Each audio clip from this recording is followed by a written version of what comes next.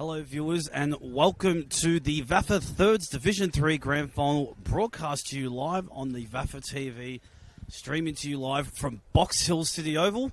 My name is Dom Cunyo and I am here with my esteemed colleague today of Hugo Higginbotham, here to watch the Grand Final between St Bede's Mentone and the St Kevin's Old Boys. Welcome to you today, Hugo. Thanks, Dom. Great to be here. It's a prestigious ground, this one. A lot of history here, Dom. There's been some great grand finals here. I was lucky enough to coach one here, but it's an excellent ground. So we've got true 50-metre arcs with this today and very wide wings. There's a lot of space on this ground where you can get yourself into trouble, out of trouble, and you can win grand finals here. So it's an exciting one we've got here today. Certainly the boys today, getting the privilege to play in today's grand final will enjoy the dimensions of, as you said, basically a full-size AFL ground, considering Hawthorn's affiliate VFL team Box Hill are based here. So they're certainly going to get the best of the time today. So going into this grand final, Hugo, are there any standouts for any players coming through from both St Bede's and St Kevin's as we run into today's game? Well, they both had stellar seasons, but for St Kevin's, we've got Ben Griffin, who has got 27 goals for the season, which is an outstanding achievement because they do play a shorter season in the thirds competition, only 16 rounds. Yep. He's followed up closely by Ronan Smythe, who's on 14. And for St Bede's, they've had a real spread of goal kickers, but Sam Ralph's their leader with 10. So he'll be looking for those guys to feature heavily today. So they both had outstanding seasons. The St Bede's first, they finished second on the ladder with 13 wins, 3 losses, with a staggering percentage of 290%. Oh, that's some big wins amongst that. Now St Kevin's as well finished with 13 wins, 3 losses, and just a meagre 251%. So we've got two very high-scoring teams. And very, very interesting here, neither of them finished on top of the ladder. Yes, that's right. Caulfield Grammarians did, and Caulfield Grammarians went out in straight sets. So it was an interesting one. So the lead up to this one in the final, so we had St Bede's win the first semi over Caulfield by 60 points. So that's a big win. It's a big margin. Straight into the granny, get the week off. And then the Scott boys, they had to do it the hard way. Had to win too. So they had their first semi and they won that one pretty convincingly over St Bernard's, I think that was, and then they annihilated Caulfield last week by 84 points. So that's there's some big results coming in. So it should be a red-hot game today. Look, the day is perfect for footy. Not too much wind to talk about, and the ground, I've done the ground walk, the Simon Petch ground walk, the most famous caller in the VAFA. Ground's in pristine condition. I expect a high-scoring game here today, Dom. I think it's going to be very exciting. Yeah, it looks like we're going to have quite a bit of fun broadcasting and bringing this game to you live today. The coin toss has taken place, and it looks as though St Bede's have won the toss, and they'll be going to the left of your screen. So that is we'll call that the Box Hill North end, and then we've got the Middleborough Road wing, and the Whitehorse Road goals at the other end, and then we're on we'll call this the commentary wing. The broadcast centre in this outstanding OH&S compliant scaffold that we're running here. We can see no, it's excellent. We even have some form of cover over the top of it. So this is outstanding stuff here. But look, it's a great achievement by both teams to be in a grand final. They're very hard to get into and even harder to win, as I'm sure you'll agree, Dom. But it's a great achievement for both. And today, unfortunately, we're going to have a winner and we're going to have a loser. And that's the way it works. Even if there's a draw, we go to extra time. Someone, unfortunately, is going to have to take the L, or the other takes the victors. As you quickly mentioned before, St Kevin's certainly have earned their right to play off today's grand final by going through the hard way and winning both their semi-finals to get through to today. So they'll be certainly looking forward to the task that lays in hand. And I think we're just about ready to throw back down to the middle for the pre-match presentation. VAFA Thirds Division 3 Grand Final, St Bede's Mentone Tigers and St Kevin's Football Club. Before we begin, VAFA's encouraging obviously the competing teams and spectators to join in a moment of silence. The executive leading Senior Constable Neil Thompson and Senior Constable Adam Ward, who tragically killed in the line of duty at Bunga this week. We recognise the vital role that Victoria Police and all emergency first responders play in our community. We wish to express our support to the families, friends and colleagues affected by this tragedy. Thank you.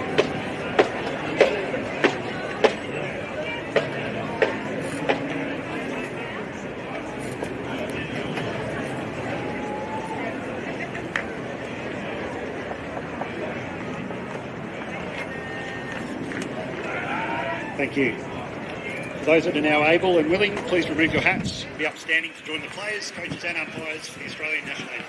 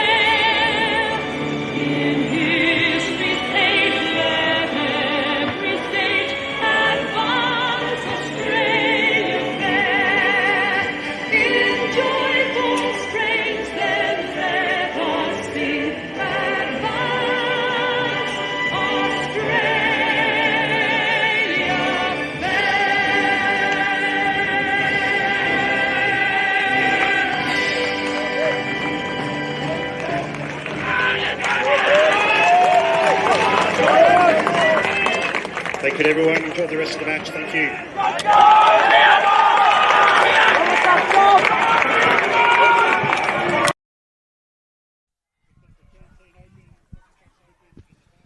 Well, as we get ourselves just about ready to get this grand final underway, Hugo, for a split second, I thought we had recently changed our Australian national anthem. That looked like a very interesting remix that was playing. Well, that is quite a viable national anthem too, Dom. That is Cool World by Mondo Rock. So one of your absolute classic Australian songs. So Dale Christie has had a MCG moment there. That's going to go. I'm already sending a text about that. There's going to be. We're getting that one out and about. He's not going to live that one down. That's outstanding. It kind of reminded me of the day when I think there was a final from about 15 years ago where they started playing Akadaka. Yes, that's exactly what I was alluding to. It took me back to 2009 era when that sort of was playing out. But as we straighten ourselves up, this is the pre-game show, and this is thanks to Mekwa Care, which is providing care for more than 16,500 people each week across Greater Melbourne and regional Victoria since 1959. Hugo, what is your early prediction on how this game is going to unfold? Both sides are obviously keen to lift up today's Premiership Cup, but as we all know, there can only be one winner. Well, that's certainly right, and it won't be the same result that they had last time they met, which was in round 10. That was scored by 117 points. So I think, speaking to both crews, St Bede's had most of their side away that day over in Europe, as most of this generation does. They nick off during the middle of the year, but they've got a full complement of players today. So I'm actually going to tip St Bede's in a narrow margin, we'll say by about a goal. And what about yourself, Dom? I think if St Kevin's are already coming across two very compelling performances in their cutthroat semi-finals, I think they're battle-hardened, and I think that's going to hold them into good stead today. And I reckon they'll just pip St Bede's and they'll lift up today's Premiership Cup. But who are we to know? We are about to find out in about 2.5 hours from now. We certainly will. As a little bit of cooler weather coming and some wind coming through, but I don't think that'll affect the game. If anything, it's probably going to the Box Hill North end slightly, but I don't see a goal advantage with this. And we'll hope for a clear day and some goals to be scored either end of the ground, and a really exciting game, which this will be. That's not a very old thirds team. There are some younger players out there, and I like young players because they're young, they're fast, and they're fit, and that's what we want to see. All right, looks like we're just about making sure players are in position, almost ready to go.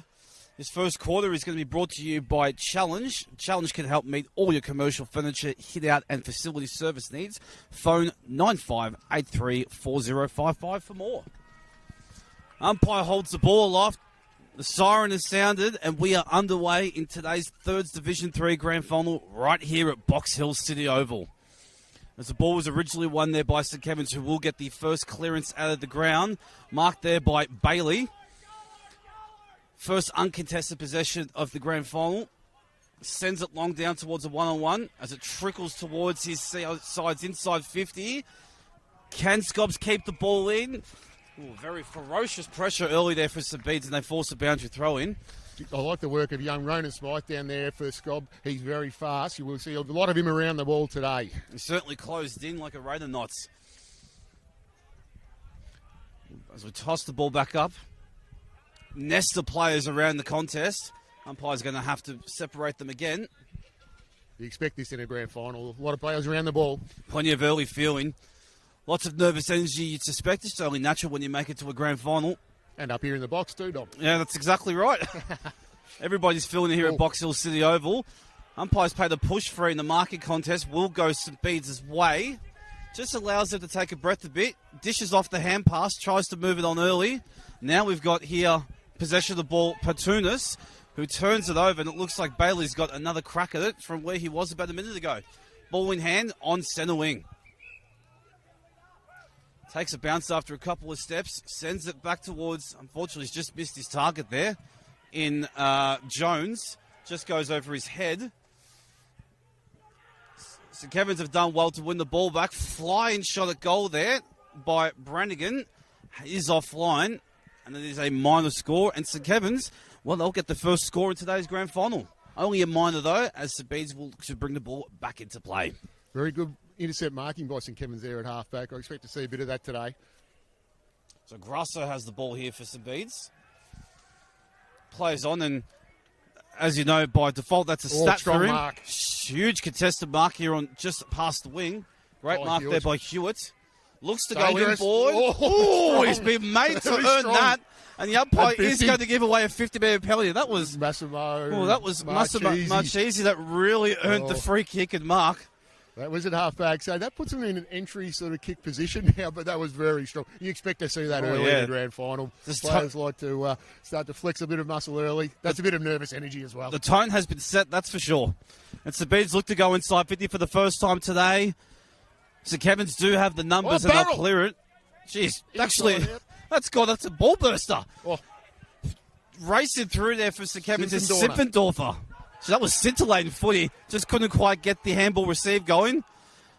Gee, hot contest early. Yeah, the sling umpires tackle. pay the sling. So Smythe is, Oh, unfortunately, conceded the free kick. Yeah, Just a that's- little overzealous in that tackle. He's a little bit hurt there. He has not moved. So That they're is calling, crunch. they're calling for trainers. That was probably a little bit too much. Well, it's starting to kick off here a little bit. Tell you what, Yeah, a little bit too much energy, I think, with the that. air has just been evaporated here at Box Hill City. That was a crunching tackle, and I think Yeah, it was. I think the seriousness is set in here. That was That'll that be was interesting. relentless. Yeah, that would be interesting. The umpires, well, they didn't think there was anything too bad in that. Otherwise, they'd bring the card out. But he's taking a long time to get up there.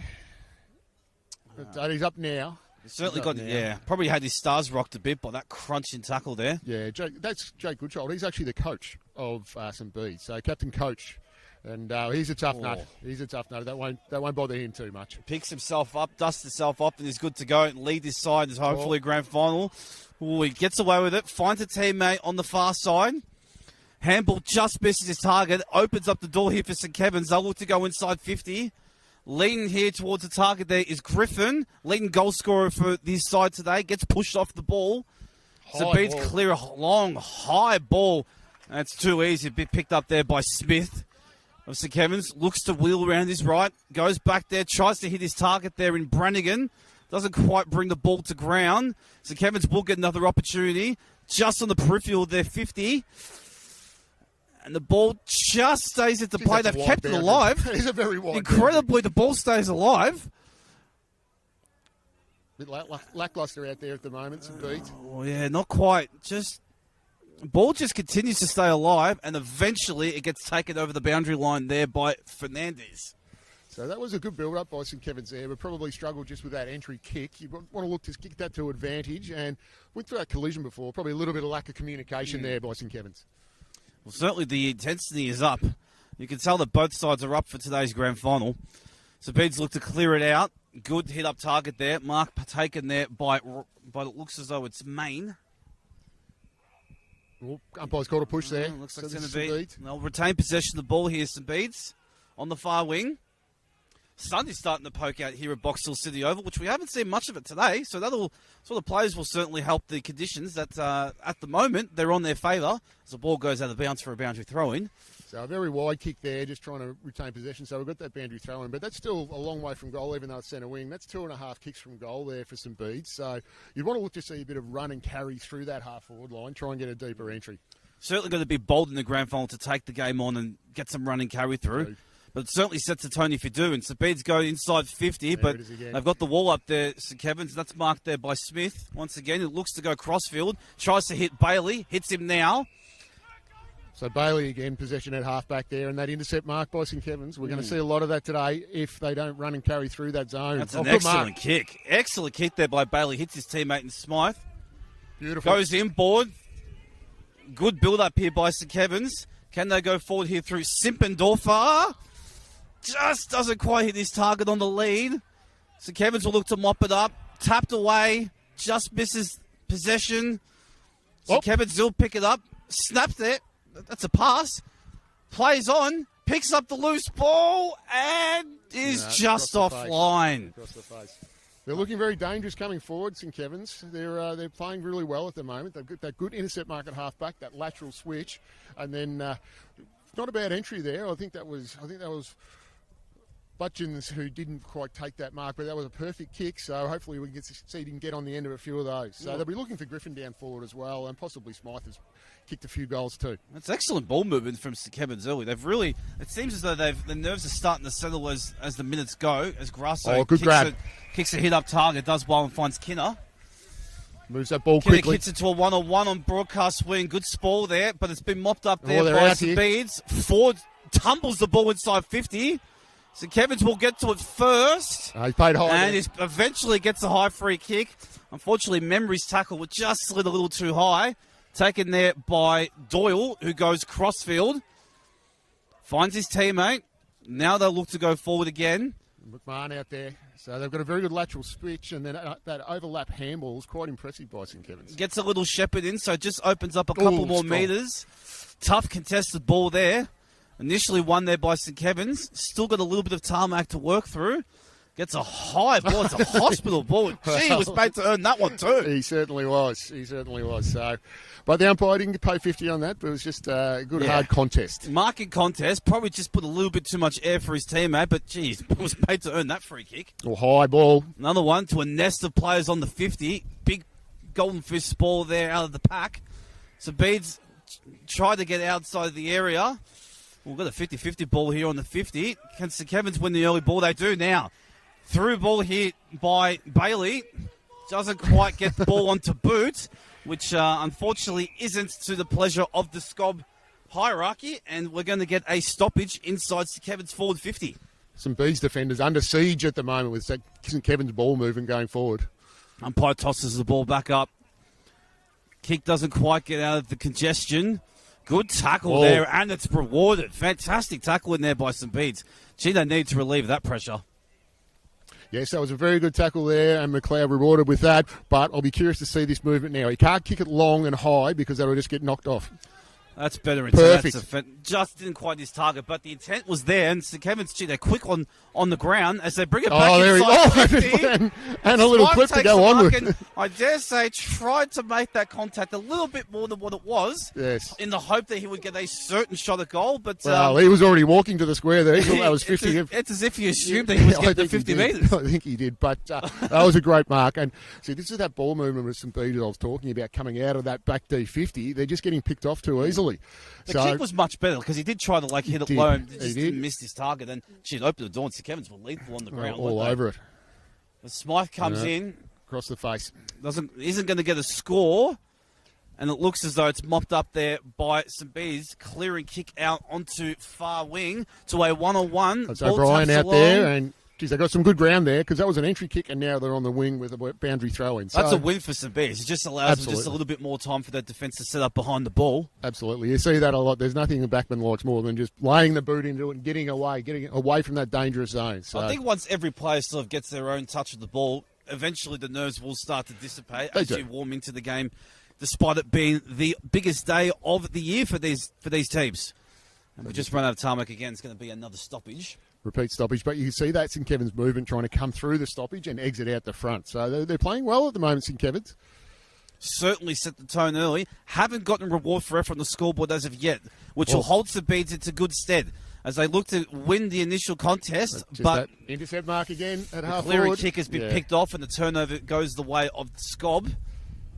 He tries to hit a target. Good fist there. Ball still alive, right on the boundary line. And now it's trickled out of play. You've just seen a lot of play on that far wing, which is not helping us out. We're a long way from that. It's a good thing I bought my binoculars today, but Yeah, they're certainly excellent. going to get a workout, that's for sure. Yeah, certainly are. Ball tossed back up into play.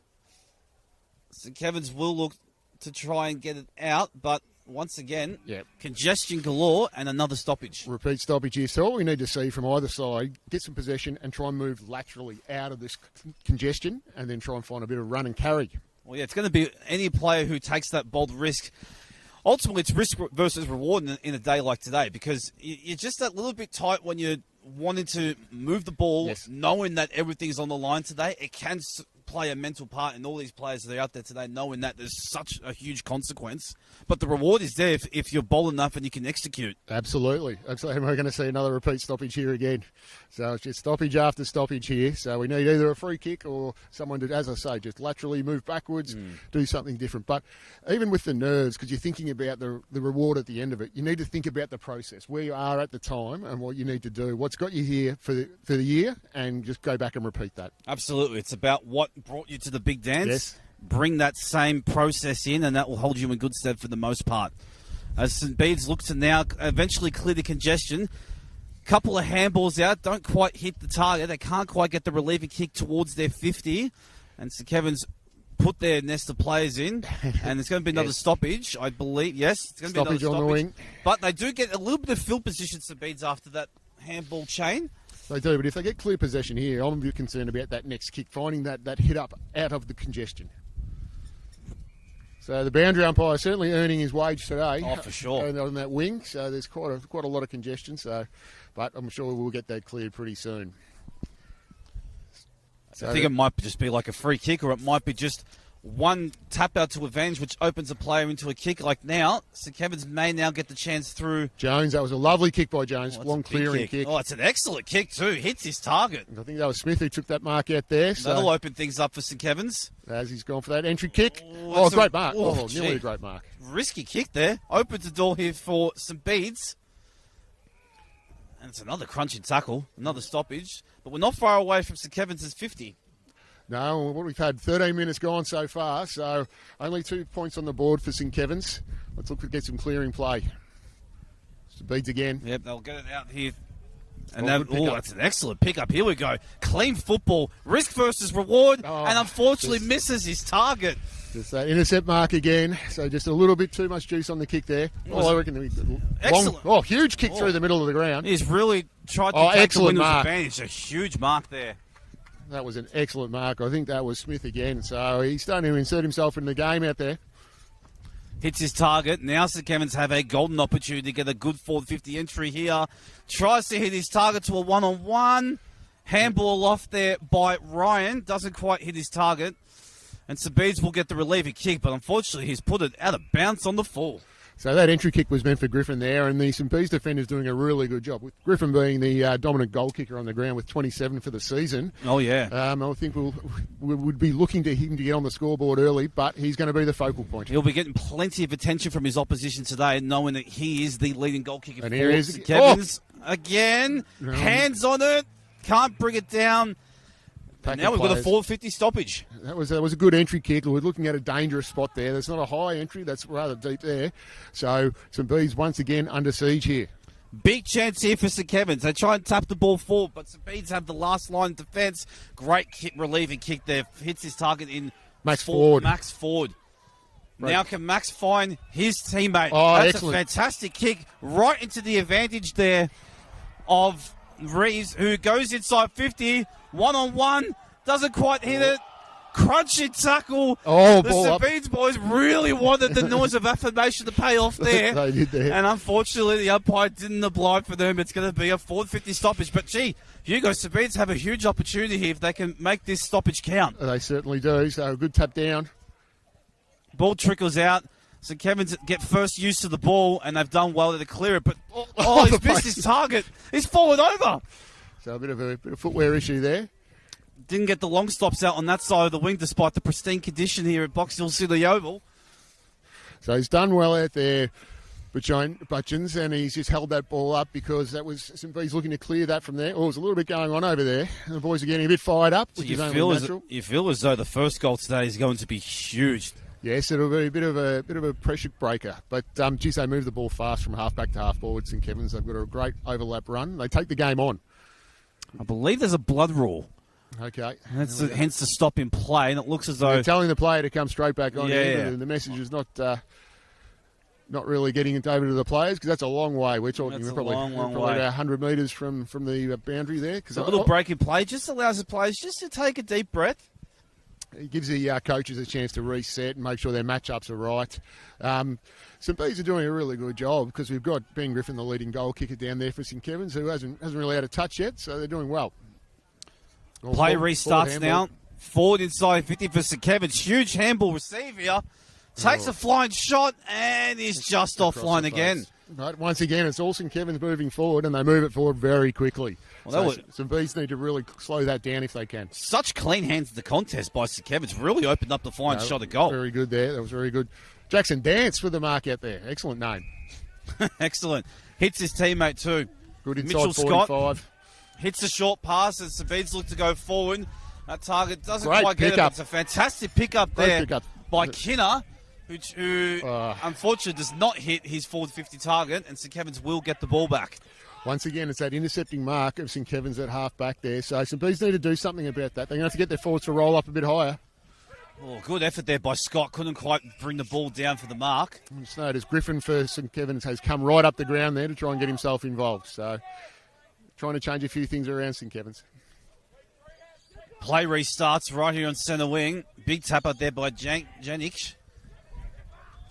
Scott then picks the ball up and kicks it towards Fiddy. Good spoil there by St Kevin's. Mitchell couldn't quite keep the ball into play. Had the right intent, tried to pick the ball up and just missed his target. Just need the boundary line to be about another 7 metres wider. He wants a bigger ground. This one's not big enough already. But it's in a dangerous spot here for St Bede's, so St Kevin's really need to try and win this clearance. Chance here for St Bede's now. Oh, fantastic tap out there by Groves. Unfortunately, Bailey ran out of space. He was very smart there, Bailey. He knew he was running back into a pocket, so just go over the boundary line and let's have a stoppage. Benefit of the doubt. He is a smart operator, isn't he? Yes. Oh, great pickup. There he is again, Here's Bailey again. He's getting busy, isn't he? Fantastic hands. And now St Kevin's will go broadcast swing at the back here. Can you find his teammate in Jones? He's quickly settled off by a handful of St Bede's tackles, namely, that was a great tackle there by Grasso. Yeah, Grasso, he was like a terrier there the way he attacked that. He was not allowing Jones any ounce of space Jones there, is was out he? there if he could get possession of that ball. Chance now. Taken out of the ruck nearly. Wasn't clean enough out of the ruck. Here's my man again, Bailey. Here he is. Bailey's hot early. Oh, great punch. Fantastic fist. Look at that. That was an excellent punch there by Gents again. Surely that gets a run on bounce tonight. you would think so. Really straight two bounce of that. Bang! That's the highlight of the day. So, golden fist, you think? Oh, that was, so far, golden fist of the day. If we're getting an award for that, that is the golden fist of the day thus far. Ooh, holding free kick hold here. Off the ball there, I think. It's going the way of Max Ford. Okay. Looks to go straight away. Found the player inside. Inside ball. Good mop up there by Cox, who goes inside 50. Good spoil there by Ellsworth for St Kevin's. Mopped up there by Small. Who goes long towards the contest. About best of 8 to 10 players there.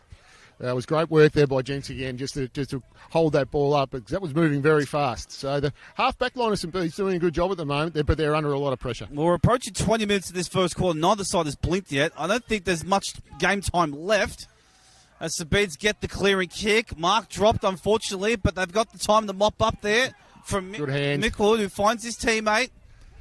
St Bede's get clean use of the footy. Target. Oh, there's my man. Oh, what a play from Bailey again.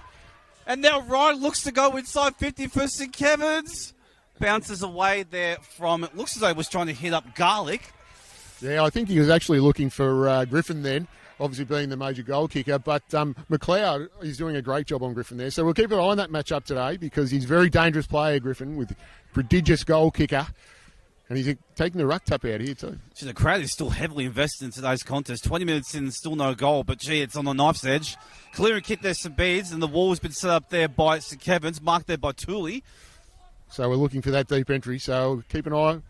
Tooley Here comes back in towards Griffin. Double teamed, can't bring the mark down. St. Bede's clear the leaving pressure initially, but St. Kevin's are easy to quickly jump on. Once again, just a scrap kick outside the congestion. Oh, it's a fantastic pickup there by Ralph. But kick to no one here. It's all St. Kevin's back here. That was an excellent just mark by Brannigan, the skipper. Oh, that's a risky kick. Oh, Golden Fist opens it up. Chance here for Groves. Goes long to the square. Griffin's way. Oh, he's claimed the mark He's there. paid the mark. Wow. First hands on the ball, so it's correct decision. They do a great job, the umpires. You can tell earlier that St. Bede's a double teaming Griffin because the last 3 or 4 contests he's had 2 on him. Hasn't had any free space whatsoever to operate. Well, the St. Kevin's forwards aren't giving him enough separation, so their defender can roll off easily and just get that third man up sort of situation. Fantastic mark there on the other wing by St. Bede's. Just to sort of take everyone a chance to take a breath. Oh, that's a mark. Scott, Excellent. he's going to get 50 metres. He's giving him 50. Mitchell Scott is okay. there. Wow. He's reversed it. He's reversed it. Oh, jeez. And it's back to where the ball was. So there's no 50-metre penalty. What is going on? From that situation, he would have been a goal-kicking situation, and the play, you'd be furious if you were a coach for that. No, Scott just got denied the opportunity for a shot at goal to put his side in front. And now St. Kevin's will go inside 50 themselves. The ball isn't to anywhere to the advantage of their teammates. The trickles out of bounds. Oh, boy. Well, geez, that's we had a bit going on opportunity. there. And you see, this is what happens in grand finals because the umpires are fired up as well. It's their grand final too, so they don't take any nonsense. And I think that was a bit of advice from one of the St. Bede's players, and he just reversed that very quickly. You've got to be very careful where you direct your advice, especially on a day like today. You certainly do. Great chain of hands there. Chance here for St. Kevin's. Great hand. And there it is. And the flying shot at goal is good. That was Fernandez there, and geez, look at him get around him. That's that goal we talk about. And there is the reward for effort that St. Kevin's have been banging on all quarter. And the first goal here at Box Hill City Oval was brought to you by Challenge. And now St. Kevin's have the first major on the board and they lead by 9 points, and St. Bede's still having trouble with the scorers. Well, Dom, that was just silly play by St. Bede's there. They did a really good job. There was an excellent mark out there. And then that 50 would have put, I think it was forward, with a chance for a shot on goal. And in the split second, St. Kevin's was reversed, moved down, and then excellent finish by Fernandez there for the opening goal of the game. Oh, that's got to be a contender for goal of the day. Well, it's the only contender thus far. It's So the I think only one, at the moment, he's the clubhouse leader. And we won't have much time left here because we play 17 minutes plus time on in the thirds grand final. Well, that's what you call a potential 12-point play that's just gone begging for St. Bede's. And St. Kevin's will now look to get another 450 entry. Oh, here's a chance here for Dawes. Not for Dawes, for Smythe. Smythe as well, yes. So that was an excellent clearance there by St. Kevin's, and then just that entry there, and it's in a dangerous spot again. So don't forget, Dom, the last goal was kicked from a stoppage on the other side. That's so right. We're a big chance for another goal here. Keep an eye on Fernandez. That was an excellent finish by him. They've been a lot clean in the contest so far, They St. have. Kevin's. It's certainly been their one wood as this grand final has unfolded in this first quarter. And they'll get another repeat stoppage. Oh, yeah. Plenty of feeling in that tackle. There was plenty of feeling in the crowd too. They're up and Yeah. about. Excellent crowd here today. The crowd's Box Hill certainly City invested in Oval. today's game. Yeah, as you are, being a grand final. A lot on the line. Oh, taken out of the ruck. I love that. He's done well. Done really well to clear it out. And he finds a teammate too. Fantastic reliever kick. Marked there by Max Ford, who's taken a few marks he's today. going well. Beautiful inside Tries 45 kick. Fantastic kick there for Memory, who takes the mark. He's only got a couple of options. Goes the cross 45 Great kick. Oh, and mark dropped there by Ralph. Tried to mop up his own mess. Gets a little bit of help. Great tackle there by Bailey, who's probably been BOGs thus far. He has patrolled the half-back line here for St. Kevin's. He's that dynamic running half-back and an excellent intercept mark, and he's always there for that outlet kick as well. Very good player. So The umpire looks to try and get some nominations for the ruck here. Yeah, they are trying to find the ruck, and Johnny Dawes has to come tearing from half-back. Well, here he is in the contest now. Gets the tap out, but unfortunately, great smother there. Can St. Bede's win the contest? Can they get a forward 50 entry from the contest? And here they go. They're on here. Here's the chance. Ball was a high kick. That was by inside Venezuela. the Oh, that's a 50. mark! He's taking the chest mark out there. That's a huge grab. I think that was Batunas out there. On the siren too. Wow. All right. Well, this is a huge chance he's going to set the mark and make sure. I was going to say, just making sure he knows exactly where the mark is. Oh, this is a huge kick here. Well, this is basically their first shot on goal for the game so far, St. Bede's. So Johnny Batunas, you would think he's got the distance here. He'll probably be kicking from about 48. So we'll take a good kick. Well, after the siren here, Batunas on the runway. We'll have to kick at about 40. He's giving it a good ride, but Kicks it underneath. It's not going to carry the journey. No. And then there's no score. And unfortunately for St. Bede's, that will be their current score here at the quarter-time break as the quarter-time siren sounds. And we have a 9-point lead here for St. Kevin's, who I have to say, Hugo, have been the better side across all the ground. They've just been a little bit cleaner, a bit more efficient in the contest. And they deserve their 9-point lead. They would probably want a little bit of a bigger margin, though. Well, you'd think so. They had a lot of opportunities there, but what I was really impressed with was their half-back line and that intercepting mark, especially from Josh Bailey. Like he's definitely on target for getting the medal today to be the best player on the ground. But they move the ball laterally really well, get away from that congestion, and then they've got really good speed of foot moving through the middle of the ground, so that's very good. And look, there's some Bede's defenders. I think they were excellent that quarter with the amount of entries. Just don't forget, we probably only had the ball in St. Bede's forward line twice. Yeah. And it should have been another one. You just think now back to that 50 and the reversal. Oh. So that can be a sliding door moment. I'm not sure if the coach will want to bring that up in the quarter-time address, but gee, that's a golden opportunity missed for St. Bede's. Certainly was. Certainly was. And look, just noticing as our notes go flying across the table that wind started to pick up a little bit. It has, yes. Which will be favouring that Box Hill North end, which is where St. Bede's were kicking that quarter. Yeah, so unfortunately, they didn't take advantage of the potential win that may have been to their advantage, and now St. Kevin's will be feeling pretty good about themselves in this quarter-time break. And the quarter-time huddle report is sponsored to you today by Carter Grange Homes, an original design every time. It's what makes us different. So, yes, excellent play there, that quarter by St. Kevin's, but who probably should be a little bit further in front on the scoreboard, but St. Bede's really defended well, and they had to. It was coming in a lot. But St. Kevin's had the dominance around the clearance as well, so some telling clearances and then that speed of ball movement, putting a lot of pressure under the backs for St. Bede's.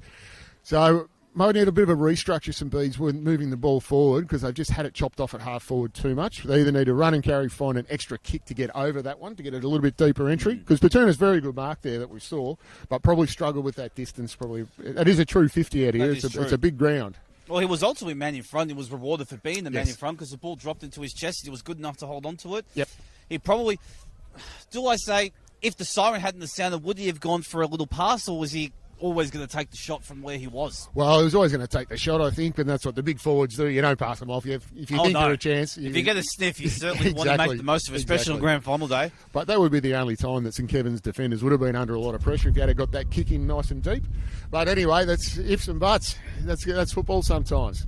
So St. Kevin's must be feeling really well because they know that their system and their structure works. And don't forget, the last time these two sides met, St. Kevin's won by now 120 points, and I can see why, the way they play. That was a lifetime ago in football's terms. But gee, it is. If we're going off just a general play and not taking into account the actual score, it certainly feels as though it's heading towards a 120-point, not necessarily win, but at least the advantage of the field position and first use of the ball has been all St. Kevin's early. It has. And St. Bede's have been fantastic in their defence, which has held off from them being in a much dire situation to what they currently are. Ultimately, Hugo, it's only a 9-point margin. This is definitely a winnable game for both sides. Oh, it is. And the first quarters will always be a little bit tighter, and that's the benefit of having your quarter-time break. As a coach, you can reassess what has gone well for us, what hasn't. And what hasn't gone well for St. Bede's is their forwards not getting in front. That's right. They're giving away front position to St. Kevin's, and they're probably adjusting to the size of the ground a little bit because this will be the biggest ground these guys have ever played on. So you think the kick's going to carry a bit longer. It's not. It's something that, they've had a good look at it now, and then you can get to reassess and just restructure a little bit, and you put it on your forwards a little bit as well. So come up the ground. We need those options moving forward. They're probably lacking just that extra option coming from halfback wing to that shorter forward so they can run and carry through. They're trying for the 70-metre kick all the time. And I don't know about you, but I can't kick at 70. Oh, gee. I'm not sure if there are many players out there that do have the ability, even with the wind behind their back. No. 70 metres is a fair effort, especially on a ground like this. So what they need to find is just that run and carry through the space, because there's plenty of room on this ground. Both sides, well, St Kevin's have actually moved the ball away from congestion a little bit when they've had clean possession. St Bede's have probably tried to kick down the line a little bit too much, which has made it easy for St Kevin's at half-back. There's been a handful of times where they've tried to switch it up and hit the cross 45, kick back into the corridor. Their execution has been lacking just a little bit. Once they hit those, and then they get the handball received running play to send drive it inside 50, you're getting the one-on-one contest. And if your forward is good enough, you'll get plenty of opportunities today to get some majors on the board and to really put pressure back on the Scobs. Absolutely, absolutely. It's probably that next kick to that forward. The forward needs to make an effort to get in front. He's trying to get the easy one out the back sometimes, which every player wants, because you want to turn around and kick a goal. Well, you may get away with it during the season, but on grand final day, when all eyeballs are watching you and every single player is on edge, you're probably, I don't think you're going to be as lucky having that kind of game plan. No, you certainly are not. So it'll be interesting to see how they set up this quarter. But I just noticed that, Griffin's going deeper again. Let's just see if I think it was McLeod who went to him last time and did a pretty good job. Yeah, McLeod's going down to him again. I just noticed Fernandez for Scob's gone into the middle. So that was an excellent goal he kicked that last quarter as well.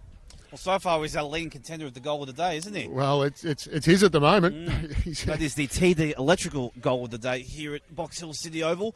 As we're just about ready to get the second quarter underway as we wait for the final patrons to make their way off the ground. This second quarter is brought to you by McCormack Property Services. So I've got Marquise back in the ruck for Scob. I've been pretty impressed with him in the first quarter. He gets first hand of the ball and gives those mids those opportunities. So we'll just see how this one shapes up. But I'll be keeping an eye on my man Bailey, who I think is snuck forward now. I noticed he's not into the half-back line. So he's gone the old switcheroo for the second quarter. Maybe he's just said to the coach, look, mate, I'm only playing at one end of the ground, so just keep me here. Well, after the first quarter he had, I'm not sure the coach can begrudge him, can he? No, you certainly cannot. So we've got two playing coaches out there today as well. So we've got... who have we got? We've got Sam Doyle for Scob, and we've got Jake Goodchild. Umpire tosses the ball back up, and we are underway here in this second quarter of Box Hill City Oval. We'll have another stoppage. Good tackle there by Fernandez, our lone goal scorer for the day.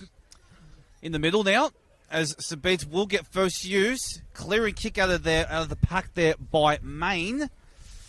Scobs will look to mop this one up. But St Bede's, it's a good effort there by St Bede's.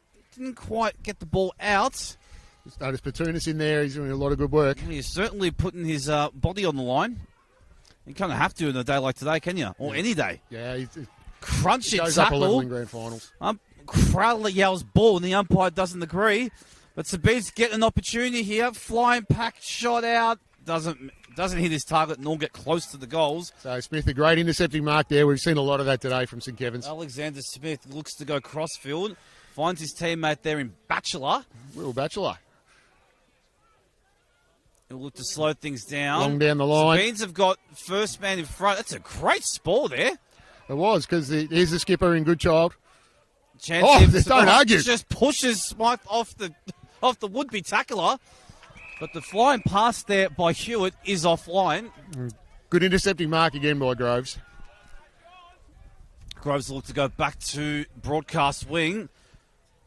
Good market attempt there by St Bede's. Looked as though it was Grasser that tried to take the mark. Chance here for Smythe. Runs into an open 50. Oh, he's taking the bounce. Tries to take a bounce. Ball comes back to him. Chance to kick towards He's got it! Oh, no. Oh, it may have just skimmed the post. Well, so he's a dangerous player, Smythe. He's kicked 14 for the season. See, that looked good from our angle here, didn't it? It did.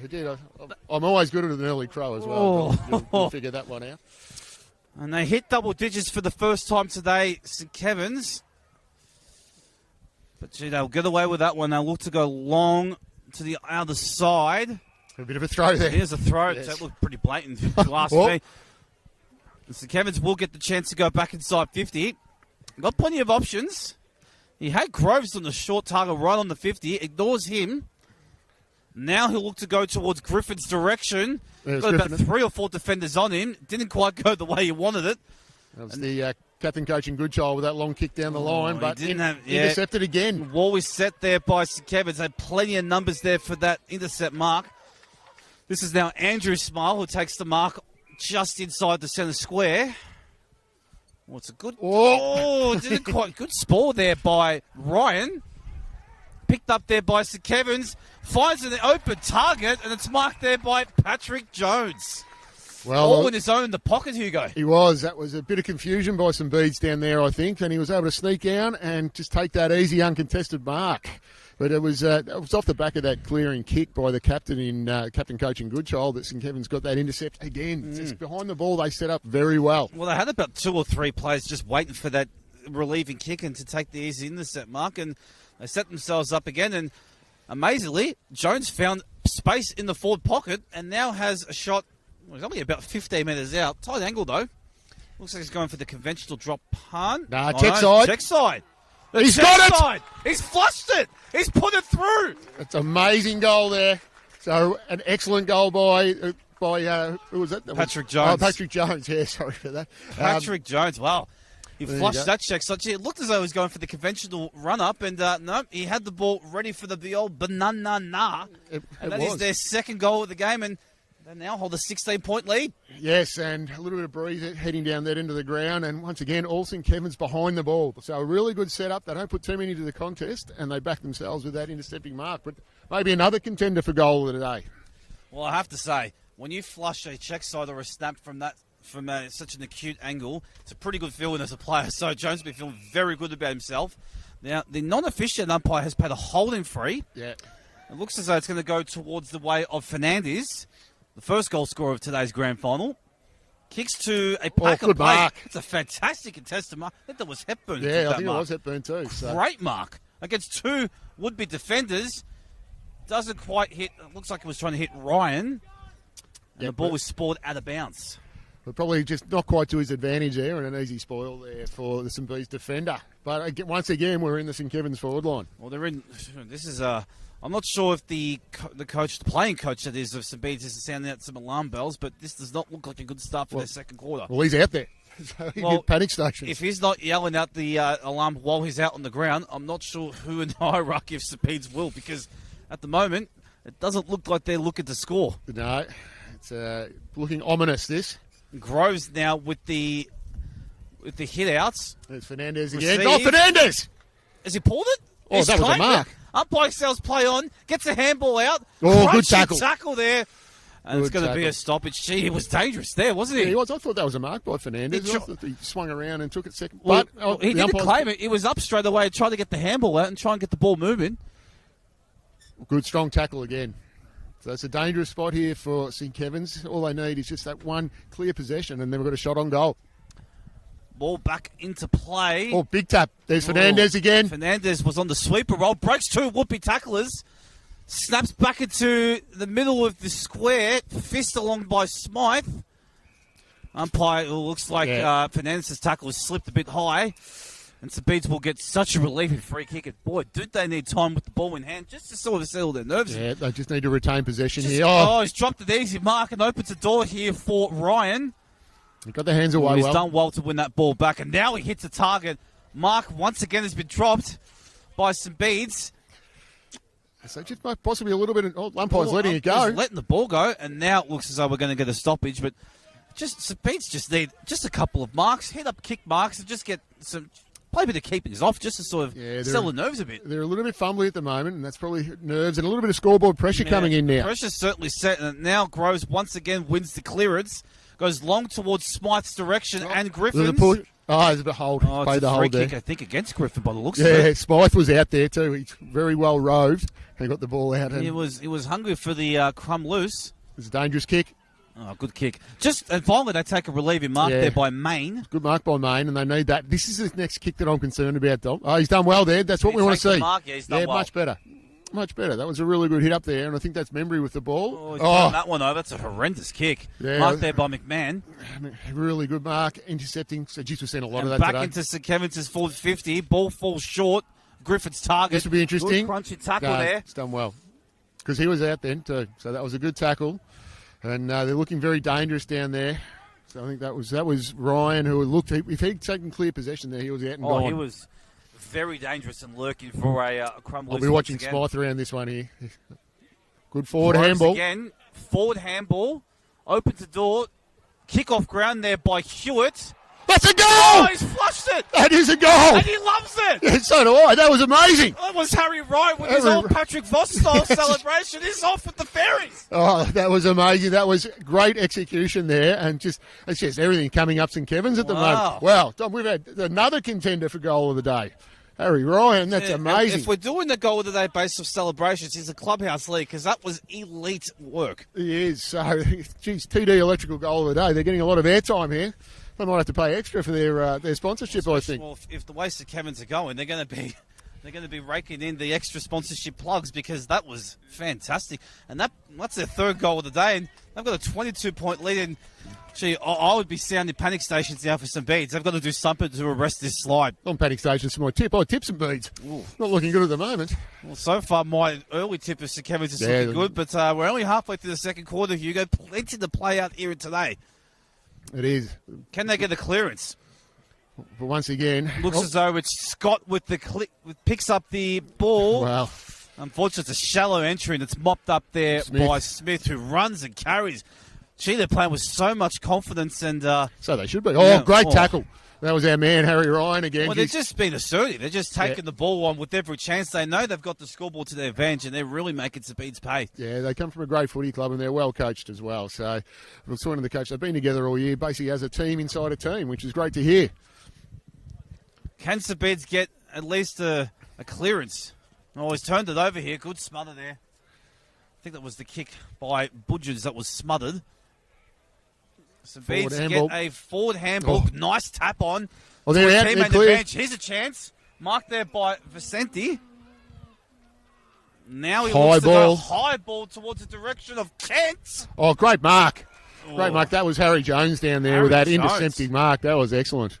That's possibly a contender for mark of the day. I was very impressed with that. A good intercept mark there. He's turned it over, though, and St Bede's will look to try and go in straight away towards Kent's direction. Oh, he didn't pay it. Not pay the mark, much to the chagrin of St Bede's cheer squad down there at that end of the ground. They'll get another entry here. Can they send Kent's direction again? Doesn't go his way.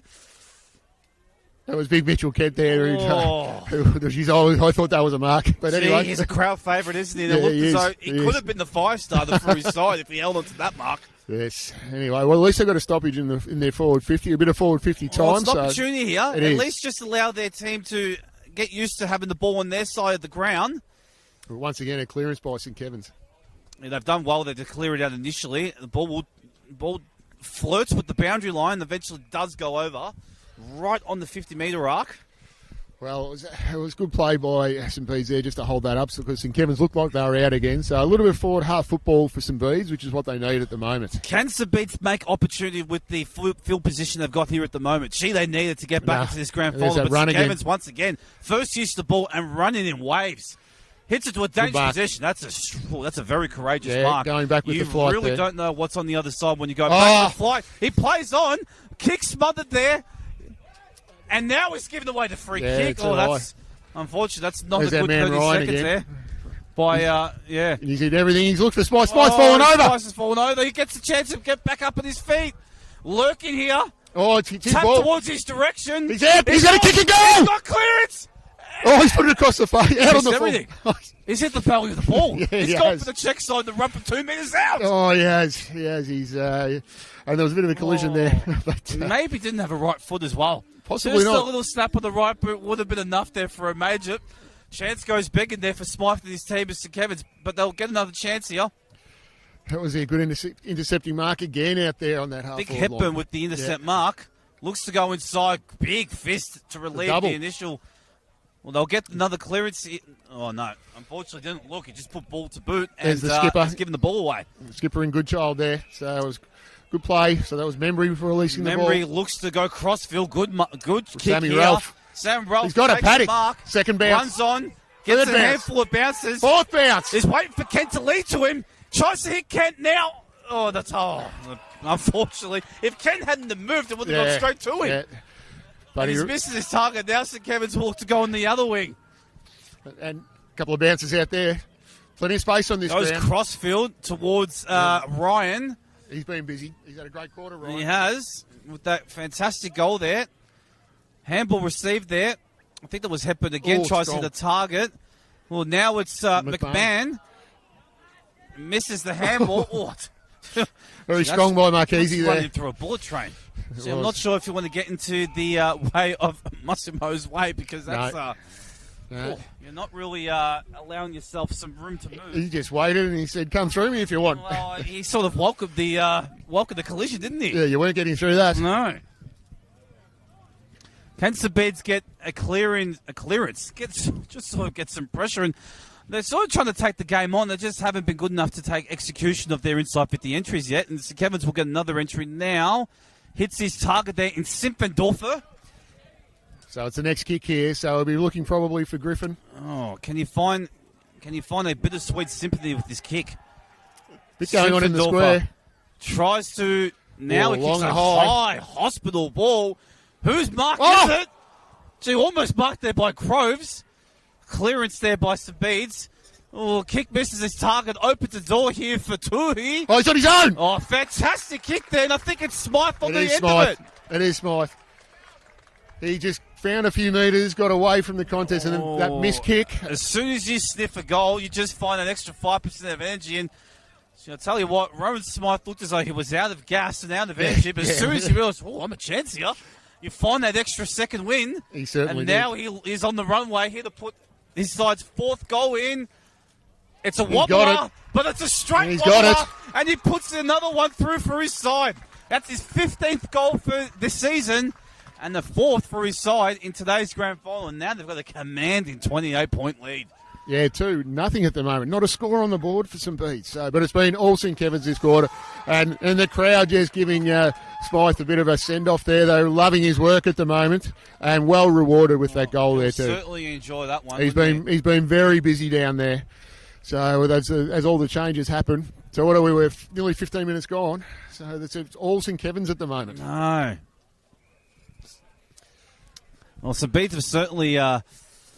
Well, they not for lack of trying. They've certainly looked to take the game on. They've just lacked execution going inside 50 thus far. They can get one major before halftime. They'll hold them into good stead, I think. But so far, St. Kevin's are getting first use. And now there's a downfield. free kick downfield. So that's going to really...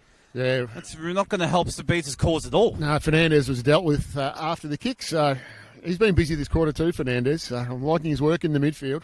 Looks as though it's going to be Harmon with the receiving free kick. Oh, just looking Got dangerous. plenty here, of St. time, plenty of lead. Oh, great kick. Oh, great fist there by St. Bedes.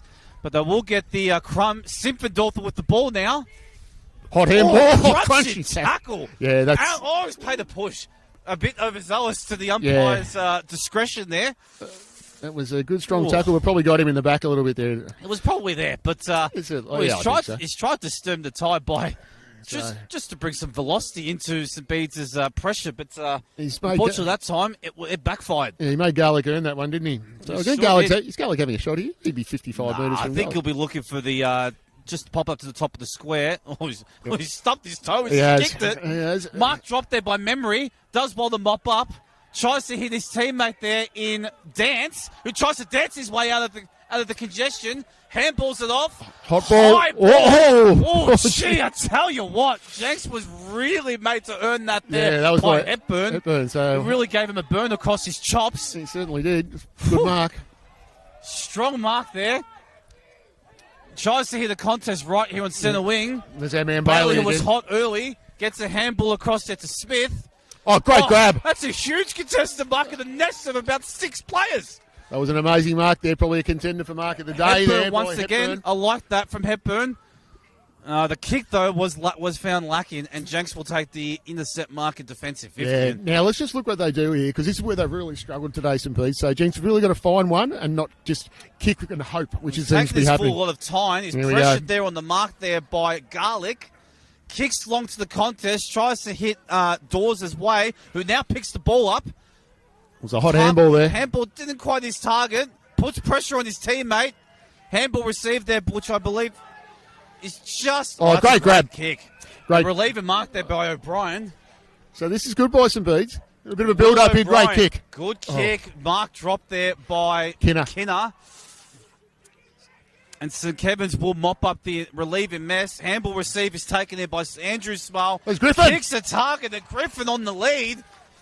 Wow. Well, That was unfortunate drop mark there, but Execution. he's got the hit up. He's found him. He's found him. That was very unselfish there by Griffin. And it's Gus Simpendorfer here with a shot at goal. And look, tell you what, Hugo, St. Bede's they're certainly looking to take the game on. The execution has been found wanting, hasn't it? It has. Look, that was a pretty simple mark there that was dropped. And you can just see the speed of ball movement by St. Kevin's there. We've got Simpendorf with a shot on goal. Really making them pay. And can he really... beautiful execution. Off the boot. Symphony from Simpendorfer puts number 5 on the board for St. Kevin's. And they are out to a 34-point lead on the McCormack Property Services scoreboard, working across the commercial, education, government, industrial and residential sectors. McCormack's can provide a variety of building and fit-out services to occupiers and property owners. Visit mccormack.com.au. So just an unfortunate drop mark, but geez, St. Kevin's really made them pay there, didn't they? And it's just that speed of ball movement from the wing position there, and a great lead by Griffin. And you're expecting him to get himself into the game. You know, he's kicked 27 for the year, and you can just see with that leading power, he's going to be a hard player to stop. Very unselfishly, and you have to do that in grand finals because it was probably a tough kickable position. But the kick, he was fantastic in his execution for goal, and they've certainly made the most of their chances this second quarter as Dawes takes it out of the ruck for St. Bede's. High kick inside 50. It's a shallow entry, though, and St. Kevin's will look to get it outside initially, and they do now. Handball received here by Tooley. Releases his teammate, Simpendorfer. Oh, gee, that could have been dangerous. Brave, yes. He would have been very brave if he was to try and take the mark there. Handball received there by Hepburn. Kick inside is off target. And St. Bede's will look to try and take the game on through the corridor. Can they make the most of it? It's an ugly kick, but it's a straight kick. He finds his teammate there in Ralph. Can Ralph find the teammate? Yes, he can. Right on the edge of 50. Marked there by Max Ford. Now, what's Max looking to do? He's going to have a go here. He's not going to kick 50 metres, Hugo, is he? I wouldn't have thought so. So it's a very we're about to distance. Get to 20 minutes. Now, we may have a longer quarter due to more goals scored by St. Kevin's. But gee, this is a tough ask here for Max Ford. This would be a real contender if he was to put this one through. Oh, he's giving it a good go. He's giving it a crack. Oh, he's hit the post. Hits the woodwork. Gee, he loved it from all its trajectory, and it just trickled late onto the left goalpost. But the Beds are on the board. They're on the board. Yes. They're on the board, but it's not the score that they wanted. And St. Kevin's will go strong. Strong ball there by St. Bede's, and we'll have a stoppage just outside the that was Goodman out there. That was great by him. Just that spoil, just to give themselves a chance with the stoppage sort of at half forward now for St. Bede's. Clearly I was wrong to doubt Max Ford's ability to kick 50 metres. Plus, he looked good for more money. Yes. Just faded late. It did. It was a bit of a late turn on that one. And they'll look to go inside 50 against St. Bede's. Kick is missed, though, and the non-efficient umpire's paid a throw. So it's okay. So Bede will get an opportunity to get inside 50. Finds a target on the lead. Doesn't quite hit his target in McHugh. It's out on the full. Oh, he's kicked it out of bounds. That's not good at all. No, a bit sloppy there. It's unfortunate. Had a chance. Anyway. The intent was there, but the execution was not. Oh, great grab. Oh, he's done well. Yeah, good sliding mark there by Garlic. Looks to go inboard here towards Fernandez's way. Yeah, he's been dominant in that midfield today, Fernandez. Yep. Been very good for Scob. And the first goal scorer in today's grand final as well. Oh, it was a bullet pass. Didn't quite hit his target initially. Trickles towards Tuli's direction. Gets again. a handball across here Fernandez's way. Tries to hit, was it Hepburn? No, Brannigan yeah, the skipper. Didn't quite hit his target. So Bedes get their players they get the cavalry to arrive and force a stoppage outside their defensive 50. He's been very busy this quarter, Fernandez. He's been very dominant in that midfield, and you can just see the prowess of his kicking moving forward there too. Umpire tosses the ball back into play. So we'll get another stoppage there. Good tackle there by Budgeons. So what are we? We're 22 minutes gone, so probably won't be too long left in this quarter. Still time for another goal. The score hasn't actually updated for St. Bede's. They are one behind. They just got updated now as I spoke. It's as if the scorer heard me. Yeah, there we go. So, chance here for St. Bede's. Can they win the contest here? Relieving handball. Oh, great tackle. Missed his target. Umpire says play on. But they allows a chance for St. Kevin's to mop up the initial ball. That was not efficient. Umpire's paid a free. But it matters not because the halftime siren has sounded.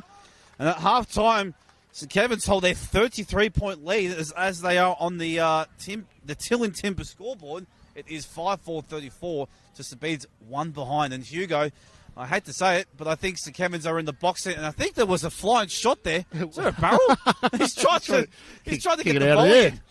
It was. Yeah. A bit of confusion as to what was going on there. But anyway, that was an amazing first half by St Kevin's, and they are dominant at the moment. They are in the box seat, aren't they, to hold up today's Premiership Cup. But half the job is done, and we will be back just before the third quarter begins. And as I said, halftime is brought to you by Till and Timber, family-owned business and Australia's largest wholesale of engineered wood products, including the Smart Frame range of products, headed up by former Scott player Glenn Tilling.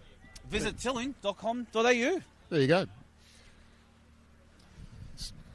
So just looking at the players out there at the moment, St Bede's, they're looking shell-shocked there, and fair enough too. They've had limited time in the front half and only 1 point on the score, and that was very late too. So just been a dominant display by St Kevin's at the moment. What's been most impressive is their intercepting mark behind the ball, excellent setup, and then their run and carry through. So they're getting those good entries, and they've had all individual goal scorers, so they're spreading it around. So 5 individual goal scorers, so that's a lot of avenues to goal there for St Kevin's. Well, the tone for St Kevin's has been set. They are certainly the clubhouse leader, and they're in the box seat to get the job done, but there's still a half to go, and we'll be right back just before the third quarter begins, right here at Box Hill City Oval.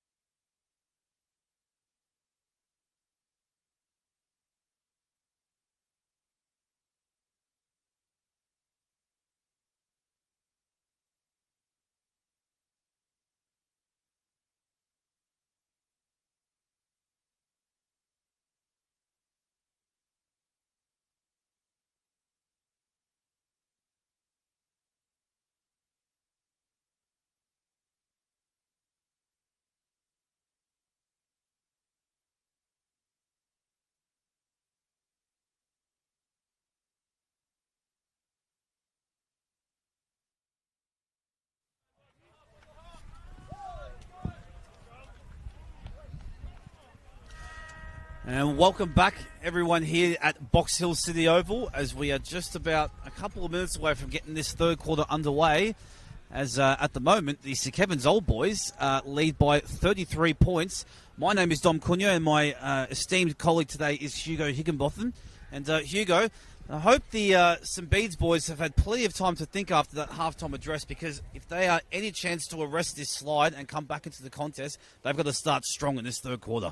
Yeah, I certainly do. So it's going to be a hard ask for them because they've struggled to get the ball forward today. But I would imagine that that the skipper and coach in Jake Goodchild would have had a good chat to them at halftime. And look, it's an easy path to go down to talk about the negatives, but you're not going to get anything out of that. Absolutely you have to not. try and find some positives. They're all young guys.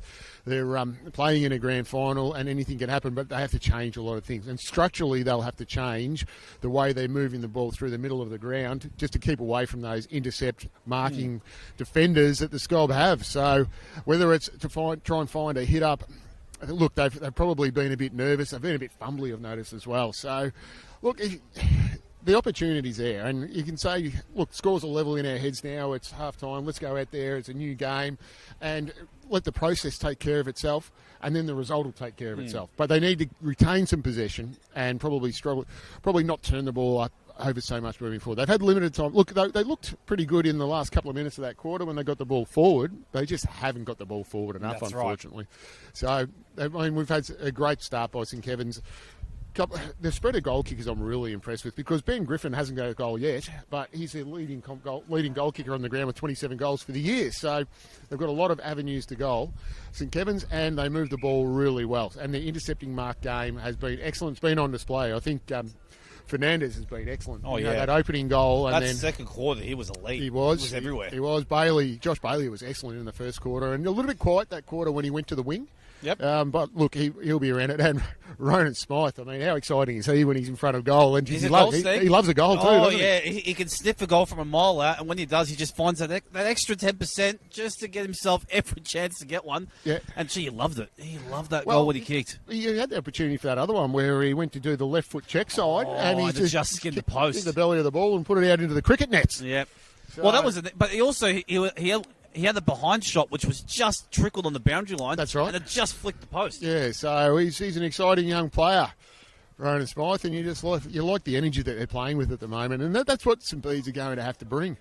They're just going to have to bring some energy and some enthusiasm, and then have to celebrate the good things, and they're just going to need to basically forget about the first half, because there's no point in... You can't do anything about that. You can't change it. Jeez, a lot of things I'd like to change in my life, and guess what? You can't do that. So. And I can tell you that you're not alone in that settlement.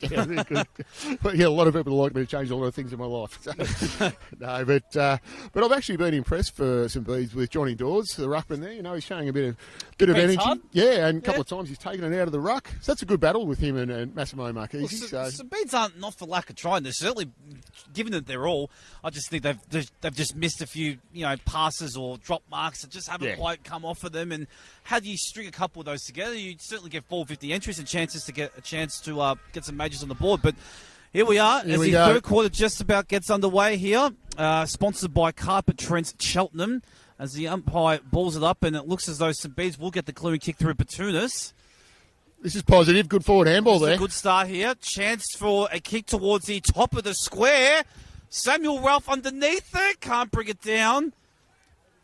Dangerous ball here. Bouncing here for St Bede's. Handball out of the congestion to a kick that doesn't quite hit his target. St Kevin's there with plenty of defence here on the ball, and the umpire will eventually ask for it. So That's a good start. Good positive start there by St Bede's. 450 entry early. St Kevin's will get the reliever kick there by Hepburn. And the umpire has picked out a free kick, and it will go St Kevin's way. And I think it's going to be Bailey. Yes, Bailey. So he's out on the wing now there, Josh Bailey. So we'll look to see. And he's on that wing that has been a lot of play. So it's a good move there by St Kevin's. Bailey looks to... Oh, unfortunately, that's not a good kick. That's not his finest hour. No.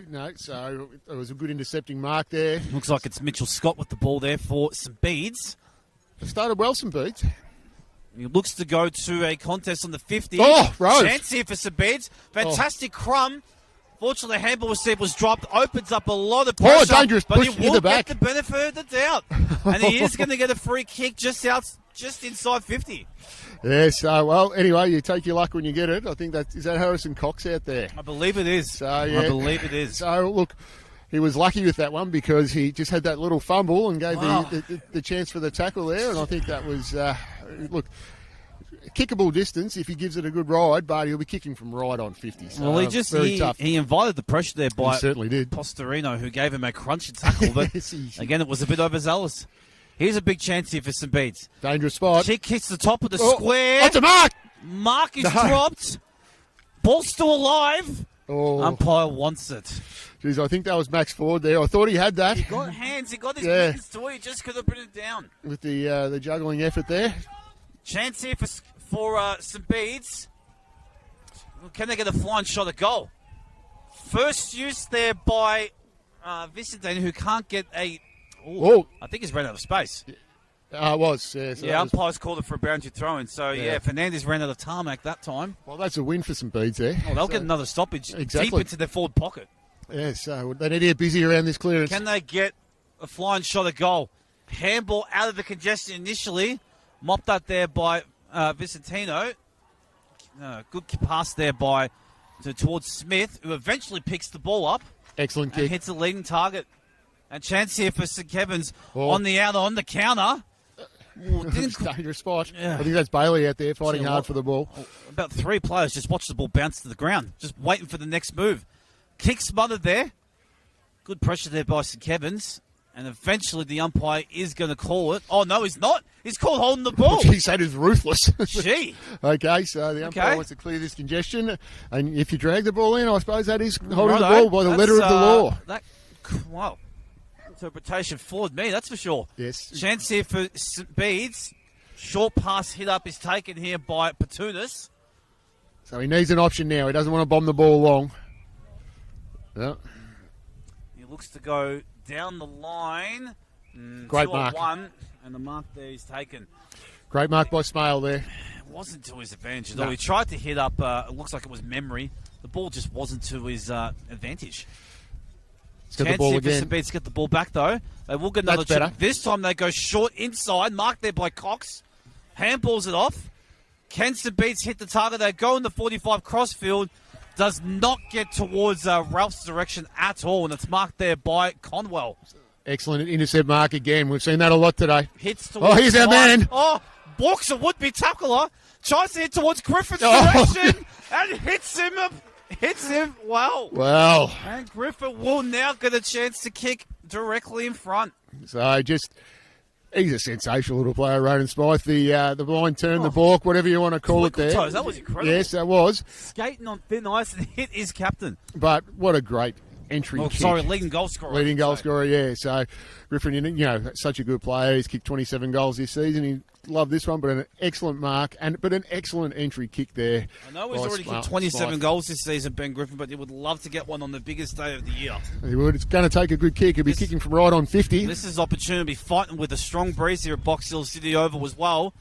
On the runway, Ben Griffin. Oh, he's giving it a good gives it go. every chance. Hangs it out right, and it stays right for a minor score. Huge kick. I just noticed that wind's picking up a little bit, which is favouring the St. Bede's end of the ground. He got underneath it, didn't he? He certainly gave it did. every chance, just the ball wouldn't move off its trajectory of the right-hand goalpost. No, I just thought with that wind it might have come back. But anyway, so ball's in St. Bede's hands. Russo with the ball in hand. He'll play on straight away. Now we'll go long for towards the distance. far wing. He's got plenty of it. Certainly did. Goes through untouched. It's going to be a boundary throw. That's a win. It was, actually. I think, Scott, who was it? They had Smale who was chasing that ball. Could have easily been a mark and another intercepting mark, but they've got the stoppage on the wing now, the boundary throw in. Ball's actually bounced outside of the ground. Ball's bounced outside the ground, so it's going to allow a chance for the boys to set up again. Geez, Plenty of players here around the contest. Umpire's waiting for the nominations, I believe. they're always a bit slow to do that, the players. Yep. I'm just waiting for to the nth degree.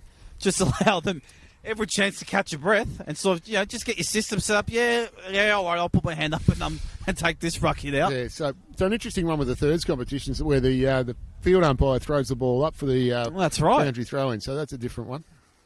And here it is again. Another Great ball tap. up. Fantastic tap there in Petonis' direction. Handballs it off. Now gets it back here, Petonis.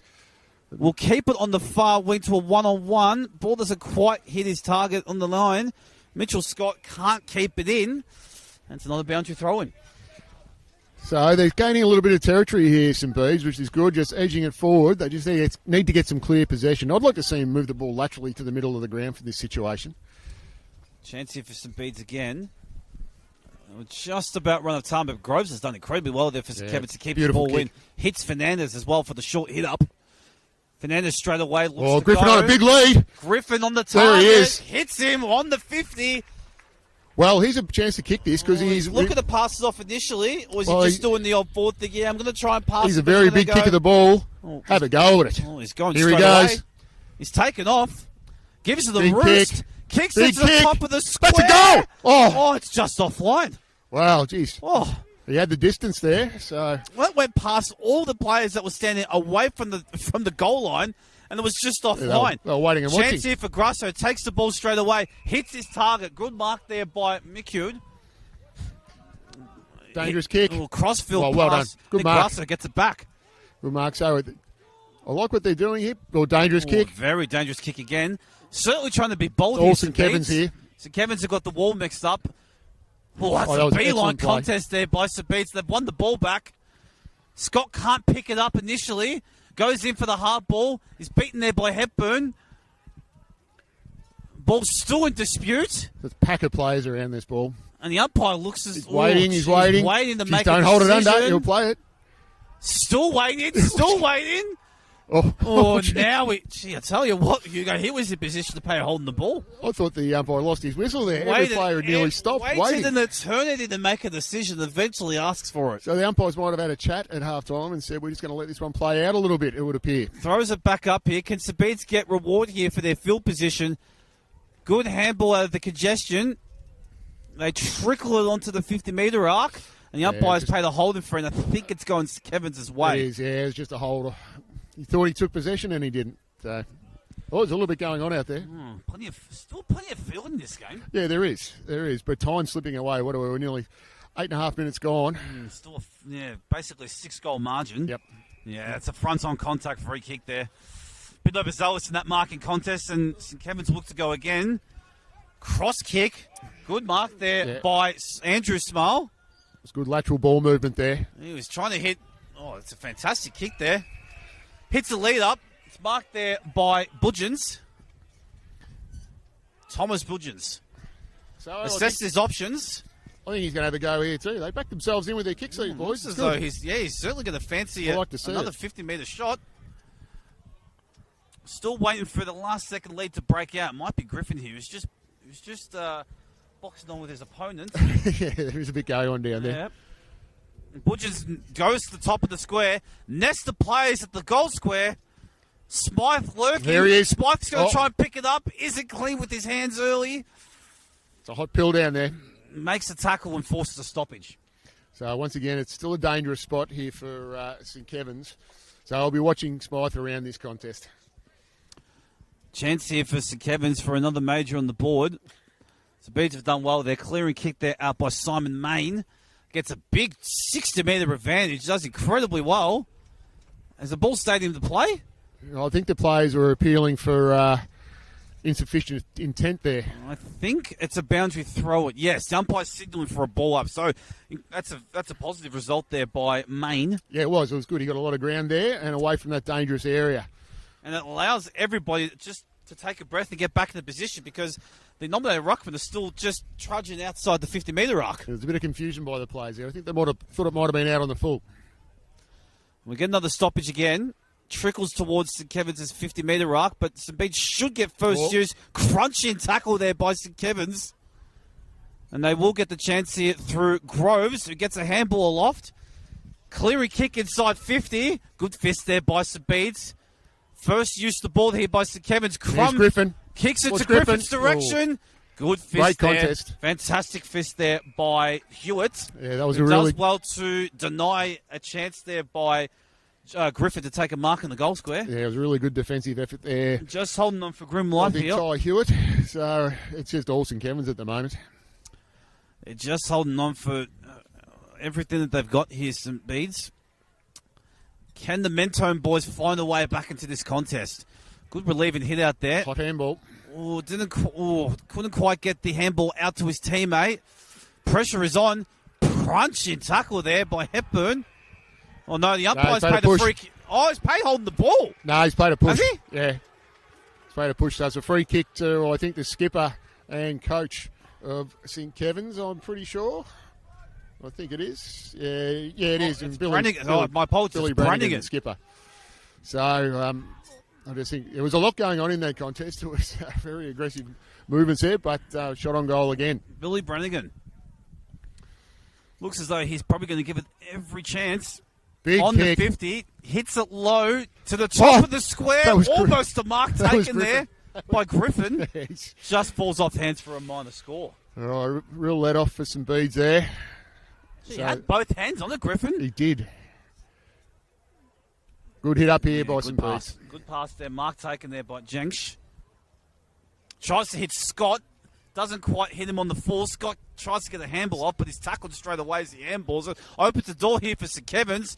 Looks as though that was Groves with the kick towards Griffin's direction. He's paid a hold. Paid a free. Yeah, it's gone. And it's going towards, I think it's going to St. Bede's direction. Oh, it is actually. Okay. It's going to be Neves' free kick. That could have been 50-50, that one, but it's paid It could out. have also been a 50-minute penalty because it was the crumb was taken straight away by St. Kevin's for a shot at goal, but the umpire's given the benefit of the doubt. Yeah, that's fair enough because there's a bit of conjecture in that free. Neves will take the free for St. Bede's, but unfortunately, he's actually done well to keep that just the play for a split second to the naked eye. It looked like it was going down the bounce of the full. Yes, they're favouring that far side. I think if St. Bede's want to get back on the board here and they need to get a goal for starters, but they need to bring it to this top side of the ground where they can get some clear air and get away from congestion. Well, they just haven't had any field position apart from the first couple of minutes of this third quarter, have they? No, they've played really well, St. Kevin's, especially behind the ball. They've set up excellent.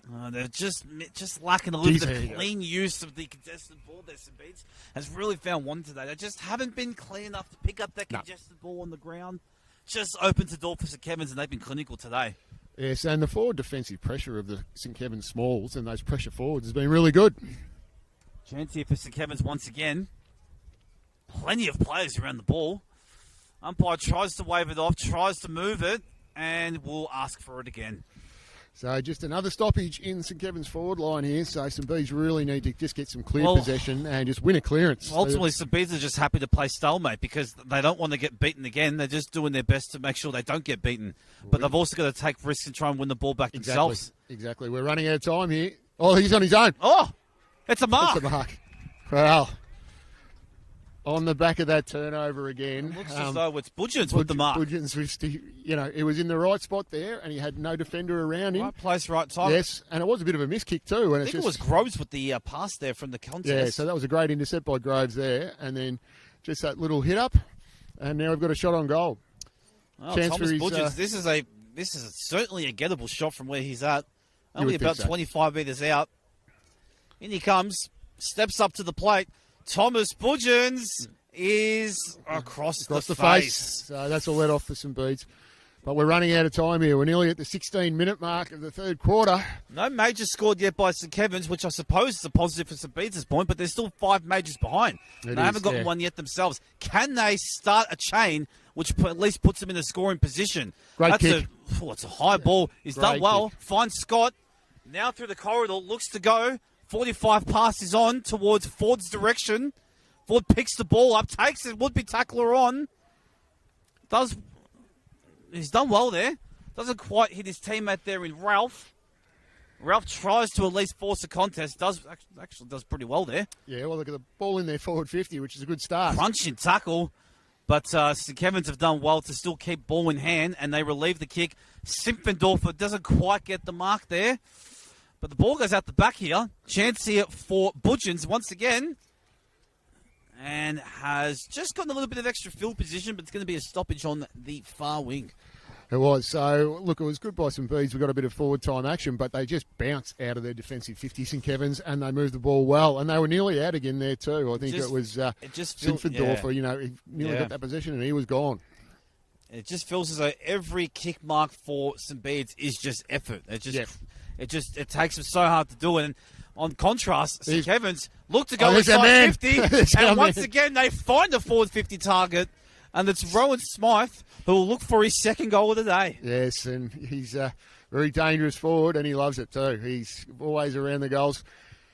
Got that left foot kick, and he's probably in his kickable distance here. Their ball use has been fantastic today, St. That's- Kevin's. Case in point there, they were excellent in finding the target. Rowan Smythe, chance for goal number 2. Looks There it good, is. and he feels good about it. It's another one for St. Kevin's. That is their 6th goal of the day, and brought to you by MGI Services. Contact MGI Services for all your commercial plumbing needs. And then now that is their 6th goal of the board. And St. Kevin's, gee, they I have to say they've probably got one hand on the cup as we speak. You would think so, and it's a dominant display, especially with the way they move the ball from the back half of the ground. Their defenders never seem to be under too much pressure. They can find a bit of time and space, and they, as I said, they really bounce out of that defensive 50, and they move the ball well, and they've got a good overlap run, and speed of ball movement's excellent. So Kevin's feeling pretty good about themselves, having the first goal of the Good third clearance. quarter. Good clearance here by St. Bede's. Excellent ruck work. Clearing fist out there by St. Kevin's as they trickle towards the boundary line and try and win a stoppage, which they ultimately do. That was much better by St. Bede's. They were very clean in the middle. They just unfortunately haven't been clean when they're trying to hit a forward 50 target, and ultimately they've been found wanting in Every that time department today. Every entry they have, though, it seems to be to a 2-on-1. Yeah. So, you know, the St. Kevin's defenders do a good job of peeling off and have that extra man And up. even if it is a 2-on-1, the ball is nowhere near to the advantage of their one teammate. But they'll get a chance here. Clearing High kick ball. inside 50 there by Cox. No mark taken. Flying shot is smothered. Still in dispute. Groves there breaks the would-be tackle. Does incredibly well. Another clearing kick there by St. Kevin's. Nest the players. Drop mark there by Dawes. Opens the door here for St. Kevin's. Clearing kick is taken there by Hewitt. Trickles it inside 50. Are there chances, St. Bede's? Crunching tackle there. Handball is astray. Chance here does really well with Ralph. Handballs it off. Are there chances, St. Bede's? The cheer squad's trying to get them, will them across the line. And it's a stoppage just inside the forward pocket. Well, St. Kevin's defenders run under a lot of pressure there, but good forward defensive pressure by St. Bede. So we've got the stoppage here. They're a chance. Real chance here. Clearing kick. Doesn't hit his target. Can St. Bede's make the most of it? They've got the numbers in the corridor. He's And paid it's high. going to be a free kick. Here we go. Wow. Okay. I think that's Goodman there.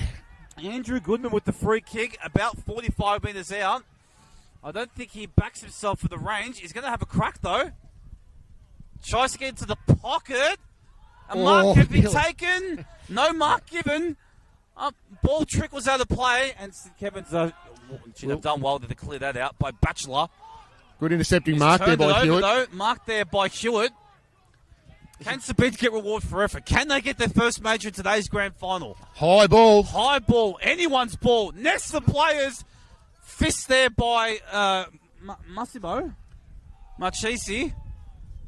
Crunching tackle there by McMahon. Flying shot towards goal, but he's dropped the mark. He's dropped the mark there. It's Crunch. fell in his back. No sense of theatre by the umpire. No, there wasn't, but it was there. He just fell straight in McMahon his... just pushed straight into his back, and Yeah. much to the chagrin of the cheer squad of St. Bede's, is a reliever free kick there by St. Yes, Kevin's. there's a bit of free advice coming from over the fence there, but that was Sam Doyle dropped the chest mark there, but luckily enough it was infringed. That was and, not a popular decision, but ultimately it was the right It decision. was the right wasn't it? decision there. It was there. And Scobbs clear it out again to nest the players. Big crunching tackle there, but Chance goes, breaks a whoopee tackle. It takes a bounce, gets some Shepherds, and takes another bounce. Handballs to the cross. Very unselfishly. Scintillated player here by Scobb. Chance it. And the goal, there it is. Puts it through. Patrick Jones with the goal of the day contender. That was unbelievable play there by Scobbs. And they are dancing their way into today's grand final win with their 7th goal of the day. Excellent play there by Lockie Groves just to take the game on. A couple of bounces down the wing and very unselfish with the forward handball there. And this an excellent execution by Patrick Jones. So, geez, they're up and about, the St Kevin's people, aren't they? And the players are really playing well today. That was scintillating run by Groves, which opened up the door for Jones. Unbelievable footy. It was. They defended really well there, St Kevin's, because they were under pressure. So there was a little bit of forward half footy from St Bede's, but ultimately just that run and carry and that chain of hands through half back by St Kevin's was excellent. That was just your classic slingshot footy. That was so clinical. As soon as they got the sniff, they were out. And gee, they made St Bede's pay, haven't they? They certainly have. They've done it all day. So Venelucia with the relieving kick out of the centre square for St Bede's, and it looks as though they've run out of space. It's going to be a stoppage just outside St Bede's forward 50. And well, at this point, you're just trying to find a positive for St Bede's. You just want to get at least one major in the score and feel good about yourself. It just hasn't quite panned out for them today. No, it hasn't. And I know they came into this game with a lot of confidence. They thought they had a good side in, and unfortunately, St Kevin's were here to play. They've certainly brought their A game today, the Scob boys. They have. Chance there for Groves once again. Groves kicks it to the far wing to a one-on-one. Great mark by Strong Hewitt. mark there by Ty Hewitt. Yeah, very good. Strong contested mark. Can you get some kick mark work going? Just to play some keepers off the Scob boys.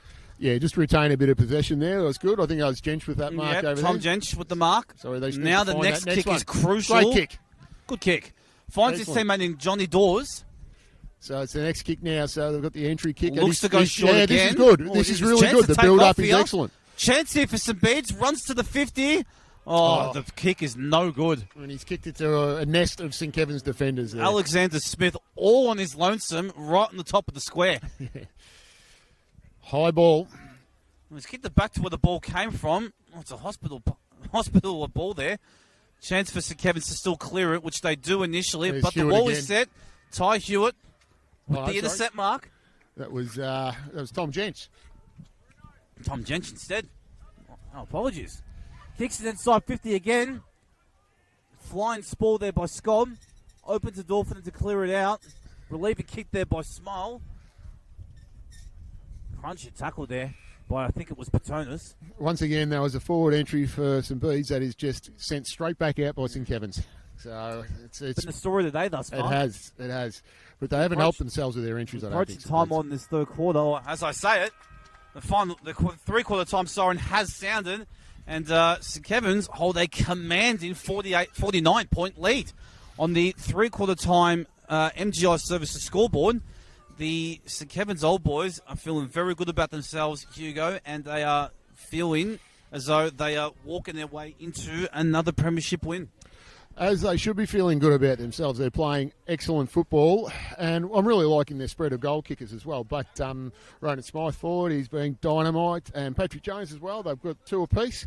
They really share the ball well. Groves had a fantastic quarter there. You know, there's that run and carry through the middle of the ground. St Kevin's have a really good overlap run, and that handball, they find a chain of hands. They really chain it out of the back half. And they don't waste their possessions generally. They don't generally get beaten in a contest either. No. If they don't get beaten, it'll be a stoppage or a reset or something like that. And they've done that really At well least today. neutralised it. Yes. That's strong by St Kevin's to at least neutralise most of their stoppages. That St Bede's, look, as I've been saying all day, I feel like a broken record. It's not for lack of trying. The execution has been found wanting today because they've tried to take the game on. They're looking for the inside 45 pass to open up the corridor. Yep. Whether the kick has just missed its target or if it's an easy drop mark or they just haven't hit the lead up, it just hasn't quite gone their way today. And their entries haven't been great, to be honest. Yeah. They're kicking to places rather than to people. So we saw that before. I mean, the St Kevin's defenders are having a field day because they're just marking it at the top of the square. And that's a genuine dangerous spot that if you're there and you can compete with the player, it's a chance for the ball to hit the ground and then you're a chance on goal. But when you're taking uncontested marks and then just that execution out of their back 50 and they really bounce out of that defensive 50, St Kevin's, and they move forward at a very dramatic pace. So it's that real slingshot football and they've got a great ability to go coast to coast. Oh, for sure. So it's been a great performance by them, and they've certainly got one hand on the cup, as you were saying, Don, before. And it must be, what has to happen now for St Kevin's is they just need to keep doing what they've been doing. Yeah. So what's got them here is every player contributing. They handball to the jumper, which you like to see, and they run hard. They run very hard up and down the ground. So they just need to keep doing that, and the result will take care of itself, which it seems to have done for the day. So it'll be a tough conversation at the three-quarter time huddle for St Bede's, but, you just want to see them get some front half footy. They've got to forget about the scoreboard now, so the damage is done, unfortunately. But, we can kick goals very quickly in the modern game. Absolutely. So it's probably not likely, but a goal would be a good start. But it just need one clearance, kick forward, contested mark, kick a goal, and that might get them going, get themselves back into the game. As you said, just generate some positive energy just get some vibes up and make sure your spirits and your demeanour is up, and hopefully try and get some positives out of a day like today, which, as tough it is to say right now, there's still plenty to play for in this last quarter. Certainly is. So a situation like this, you've got to throw everything at it in terms of you can't keep doing what you've been doing. It's like hitting your head against a brick wall. That's right. It's pointless. And you'd rather lose by 15 goals than, try and play safe. Well, especially a grand final day, we're not playing for percentage. You're playing for a win, and exactly. a win only. And you're not playing next week. Some of these guys might never play again. That's true. So you just want to try and just throw everything at it, take the game on. You've got nothing to lose anymore. So the damage is done, as we said. So, there'll be a bit of pressure on the St Kevin's guys now. They'll be looking at the scoreboard and thinking, how good's this? But they've got 17 minutes plus time on to play. Yeah. So it'll be interesting. Still plenty to unfold here at Box Hill City Oval. It looks as though the St Kevin's boys, they're huddled in tight. Plenty of noise. They know what's at stake. They know they've got themselves a commanding position. And there's great support crew there for both teams, actually, but there's great support there for St Kevin's, and they've got a few of their A-grade players there who will be featuring in the finals in a few weeks' time. So it's a big time of year for the club, and they're a very good club, successful club. And you can see why. This is the thirds competition and the support they've got, and it's excellent to see for both teams. Absolutely. Well, St Kevin's boys have already broken out of their huddle. They're ready to go. Yeah, they want to get it on. They just want this done. I think every single one of the supporter group just want to crack open the cans and enjoy a wonderful day here at Box Hill City Oval. Yes, they certainly do. And St Kevin's assistant coach, Joey Kerr, down there, he's got a bit of a smile on his face, but there's a bit of nervous energy. And he's actually the brother of Paddy Kerr, who's goal-kicking superstar. Oh, there you go. So there you go, a lot of family connection there. You like to see that at footy clubs, especially community football clubs. And well, there's certainly the lifeblood. There's certainly such a positive impact in the club culture when you have families involved and plenty of as we see Paddy Kerr here supporting his brother, which is great to see. Yep. So he's got a big couple of weeks coming up, Paddy Kerr, who will feature very prominently. Kicked a lot of goals this year for St Kevin's in the A-grade competition. In the William Buck competition, which will be taking place in the next couple of weeks. Big final series coming up there. We get the weekend off, and then we go again. So a couple of big prelims, semis coming up, and an elimination final. So St Kevin's in the elimination final in the William Buck Premier against Scotch, who just snuck into the finals, which should be interesting. It'll be an enticing matchup to watch here at on VAFA TV. It will be. It might possibly be the SEN match of the day, which I'm lucky enough to call with. I'd be glued into that day. It's going to be a riveting contest. It will. So I think we're calling two games simulcast because they'll both be at the same time. So plenty of avenues to watch community football through VAFA TV, Community TV, SEN Match of the Day. They do a great job, the VAFA, with the VAFA media. So putting on a great spectacle here today as well. Massive crowd here today, Dom. Absolutely. Plenty of avenues, plenty of options for you to view your VAFA content here in season 2025. As we get towards the climax of today's game, as well as the season for both these sides. Umpire holds the ball off, and we are underway here in this last quarter, which is brought to you by Domo Insurance. As St Bede's look to get first use of the ball, a handball wide to the far side of the wing. Chance for a 450 entrant, perhaps, as they look to check side their way into 50. Collision with two teammates by Ralph and Scott. Unfortunately, they weren't on the same page in that contest, and St Kevin's will bring the cavalry to force a stoppage by the looks of it. The umpire lets it go. Chance here for St Bede's. Handball doesn't hit his target, and St Kevin's will get the relieving kick. Or chances open here for Jones. He's off. Can he get the ball with his hands? He can't quite pick it up. Just gets a handball. He's taken out. Smart knock on there. Still ball in hand, not quite. Oh, gee, Jones was out there. He could have been off with the horses if he got the ball in hand. All he needed was game possession there. All he needed was to sort of just get a little bit of grippo, and he would have been off. But they'll still get a 450 entry. Griffin's on the lead. Teammate in the way. Picked up there by Bailey. Can you get a goal? Not quite. Good defensive tackle there and forces a stoppage. Yes. Griffin was coming out hard there, and then Bailey thought he had the run of the ball. Bailey thought he might have been him. Oh, he had a sniff, didn't he? Yes, he was a big chance there, but a great tackle there. So it's deep in the St Kevin's forward line, which is always a dangerous spot. The umpires brought them very close. Yep. Yeah, Waiting okay. for the ruckman to reset, which they are now. Oh, good tap up there by some Bedes. Gets the clearing kick out. The wall is set, though. Drop mark there by Hepburn. Mopped up there by, I think it's Flanagan there. Or Brannigan, I should say. Shot at goal is just... Great mark. Oh, didn't quite get the trajectory. Tom Janks with the intercept mark right on the behind line for St Bedes. Griffin was coming there too, so... There he was. He's hungry. Certainly wants another major on the board. As Janks looks to go far wide, it's a 2-on-1. In the end, good result to force a stoppage because he's... Still, if you're playing with low percentage when you're kicking into a 2-on-1. You are, and favouring that far side of the ground, the ball tends to get stuck out there a little bit, which is it's sort of playing into St Kevin's hands. They had the numbers out there, but they've got the numbers all over the ground. Umpire throws the ball back up. Not that many players at this contest, so it looks as though it's just a 2-on-2, which favours St Bedes as they win the ball. Good mark there on the far wing. Looks to play on, though. Tries to generate some drive. Runs his full measure. Goes towards Ralph's direction. I think might have been dealt with. Bailey's pushed him as he's tried to take the mark. Certainly Ralph did. will get the free kick on just outside the centre circle. The skipper. Picked up there by, as you said, the skipper in Goodchild, who eventually picks himself up and kicks it towards Max Ford's direction. Crunching tackle. High. It was high. A bit overzealous. It was. You can see the arm come up over the Billy shoulder. Brannigan will receive the free kick for his side. Handballs it off towards Fernandez's direction. Hits a short target. Umpire says play on. Hasn't gone the full direction. Conwell plays on. Gets through. Gets through there. Chance here by Jones. Gets a little shepherd there by Garlick. Tries to hit Griffin's direction. Pass is off target. Hand pass there by Jansh. Opens the door here for Griffin. Out the back here is Simpford. He fell over. And he can't keep his feet. It's just a bit of unsure footing. Chance goes begging. And he was out there by himself, so he snuck out the back and just needed that ball to sit up a little bit more, and he would have had that shot on goal. So it's it's just all St Kevin's at the moment. Studs just gave way there for Simpendorfer. That was bittersweet for him. Mark. Drop mark there by St Bedes, but they're good enough to at least get first years out here through Dawes.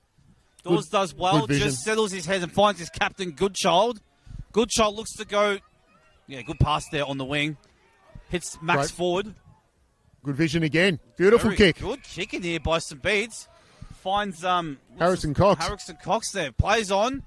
Great kick. Chance here for St Bedes. Picked up there by Ralph. Kick is high. Chance to mark maybe. Oh, geez. Scott with the flying,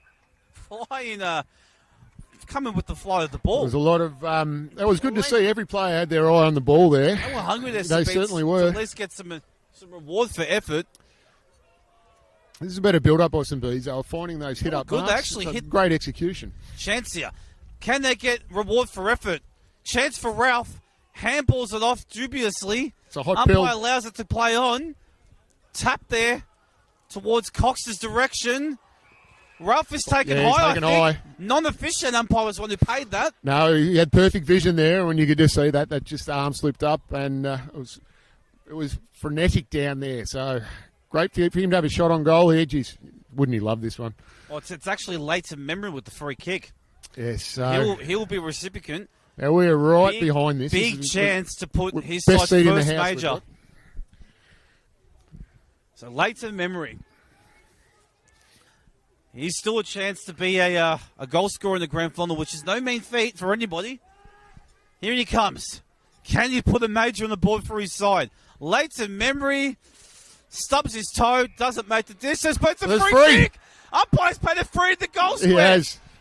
Oh, it's going to be James Vincenti with surely a shot at goal which will put his side the first major for today's granny. So the ump puts him to the top of the square, straight in front, because the infringement was in the square. So this will be great for James Vicentes. In he comes. Top there of the square. And he Good on scores. And G gets a double copper out. He loves it. great celebration. The celebration is certainly worth the goal of the day contender, I think. Yes, that was a good goal of the day contender, definitely, and good execution. And the faithful on the hill enjoyed that one too. Oh, they loved it. The double copper got to work out. They haven't had too much to cheer about today. There's some Bede supporters, unfortunately. But the build-up was very good down the wing here in front of us, and they found some lateral movement and some overlap and some good hit-ups. So at least forced the 450 stoppage. The build-up was fantastic. Probably the best play of the day by St. Bede's. It was. To be truthful.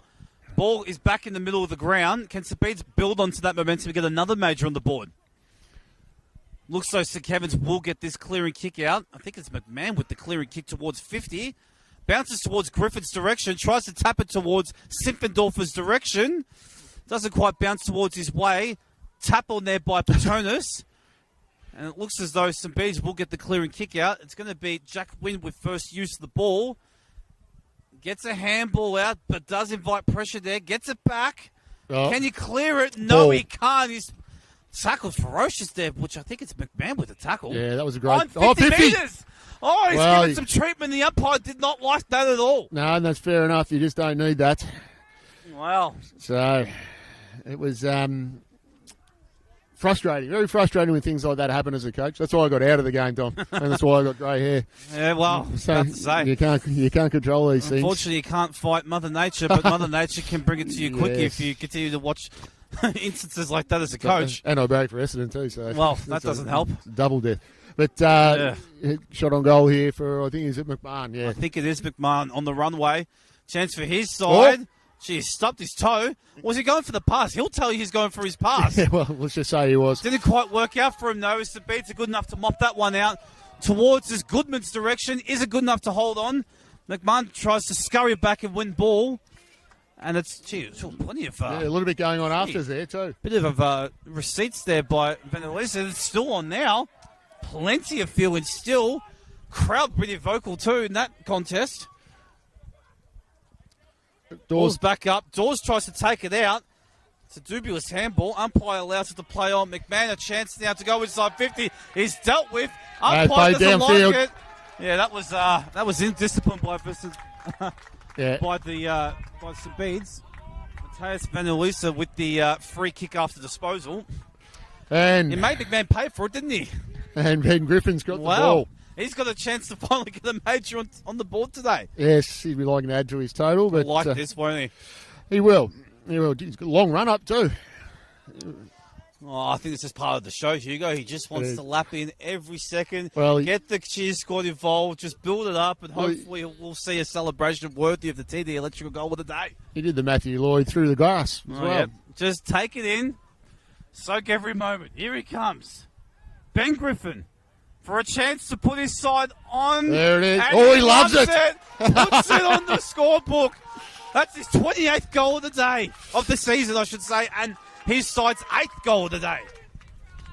Yes, it's well. Anyway, downfield freak. So a little bit of undisciplined stuff coming in from Bedes, and that's obviously a bit of frustration.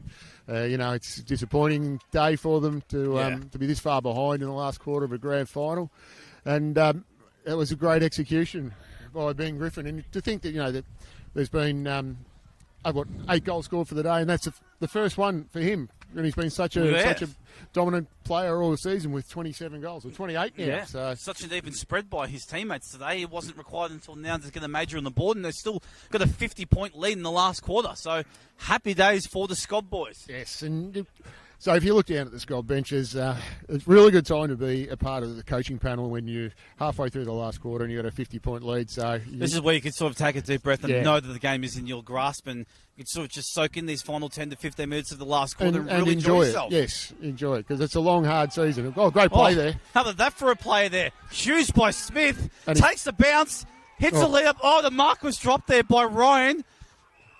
And unfortunately for Scom, Hepburn just slipped his tackle high, And a free kick towards the way of Cox. Harrison Cox now. Ball in hand. It's good. It's a good lead-up target there. Yeah, that was a really smart kick there. O'Brien with the mark. Short pass there towards Dawes. Takes the mark. Plays on. Kick smothered straight away. Opens the door here for Scom. Ryan now with the kick towards Griffin. Wow. Just sometimes, little 1%ers, great to see for the team. Just that smother in the middle of the ground when they were out. St. Bede's were out and gone, and then Griffin just got that good ground position, and that was an excellent entry to his advantage side. So there's nothing that Ty Hewitt could have done there. That's silver service as a forward, and Ben Griffin, he was very happy with that service. He was, as he should be. Chance for his second goal. The Scob cheer squad hold their breath as he comes in on the runway. Ben Griffith for goal number 2 for his side's 9th goal of the day. Comes in, there it is. Looks good, puts it through, salutes his cheer squad. Yes. And it's their 9th goal for Scob today. Well, that was excellent execution there. So it's got a very distinct set-up and run-up there. The touch of the ball on the ground, but great execution there. Very deliberate, isn't it? Yeah. Such a deliberate approach. On the back of such a fantastic 1%er. I think that was Hepburn in the middle of the ground with that smother, and then the forward handball, and excellent release to advantage. Yeah, good pass there by Harry Ryan as well, which hit him up. Yeah, that was a great pass. Great vision too. So it's very easy when you're running forward, just kick the ball forward, but just took the time and excellent execution. Absolutely. As we get underway again in the centre, Scob will look to continue on their lead and try and get a 10th goal today. They currently lead by a whooping 56 points here on the Domo Insurance scoreboard. And Domo are an Australian tax insurance brokerage established last year, offering a wide variety of insurance services. Former Scob Vice President John Paul Whitbread is the company founder and the CEO's past player. Well done. Visit domo.insure. Great entry. St. Bede's look to go in. Mark not quite taken there by Kent. Ball trickles away from his grasp. And Scob will look to go forward here. Chance here for Budgeons. Takes the loose ball. Had the chance to take a bounce, but doesn't. Kicks towards Jones's direction, but the ball wasn't anywhere near his direction. Marked there by Finland Neves of St. Bede's. Looks to go inboard. Opens the door here for Scob. Good hands. Chance there well done there by the captain. High ball. In Brannigan. High ball towards Jones's direction. Trickles towards Griffin's way. Tap on. Open goal. Troll here for Harry Ryan. And he loves it. Look at him go. Oh, he's in the crowd. The cheer squad. He's in the crowd. He loves it. So excellent play there by Ryan, but you could just see the surge football there and their Scob crowd. That's a bit of me time if you don't say so myself. Harry Ryan. That was just a good raffle it down there. They had players everywhere, but a good execution and even a better celebration there by Harry Ryan. So it's his second for the day too, which was good. So excellent play there by St. Kevin's with that surge, that high ball coming forward. But they've been excellent in the middle of the ground the way they've moved the ball forward, and it's party time for St. Kevin's. I'll tell you what, it's as if it was made to be that he was wearing the number 20 because that was Patrick Voss. He jumped into the Chisco as if he was a rock star. He did. So it's excellent. And it is, as you said, party time here. Lamar just ballooned out to what's that? 68 points on the Domo Insurance scoreboard here in the last quarter. Another free kick. Kick isn't to the advantage. Opens the door here for St. Bede's. Handball out there by Venelicia. Oh, well done. Spinning pirouette there. Good work there by Ralph. Passed it towards Dawes. Can he hit a target? Yes, he can. Good work there by St. Bede's. Mark taken in the 450 by Josh Kidder.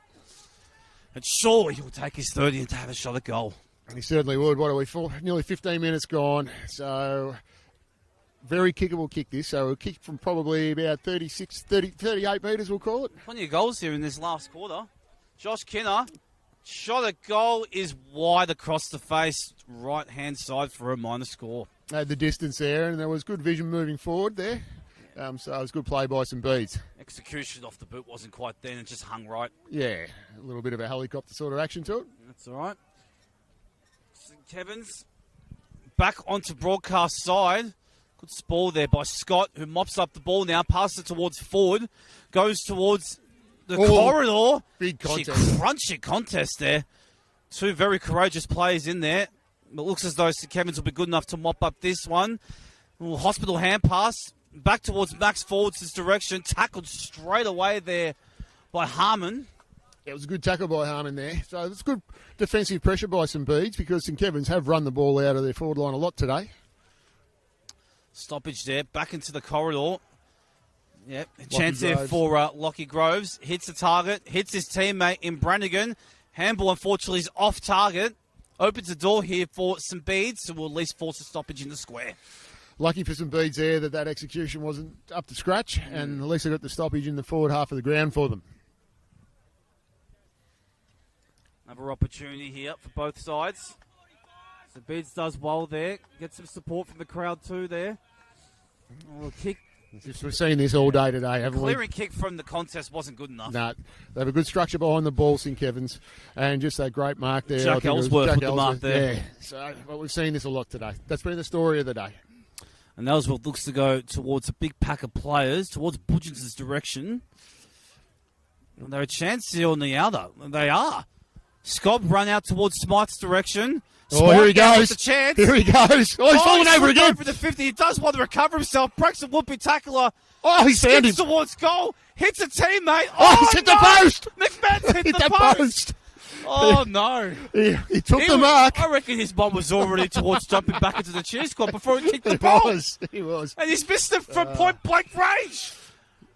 Oh, well. The Beats are quick to transition back into the centre of the ground. They say he'll probably want to lose a little bit of that footage later in the game when he watches had the chance to be here, only was the villain. Handball was no good. Opens the door for Groves. Chance here for Sippendorf. Sippendorfer. He's Smythe.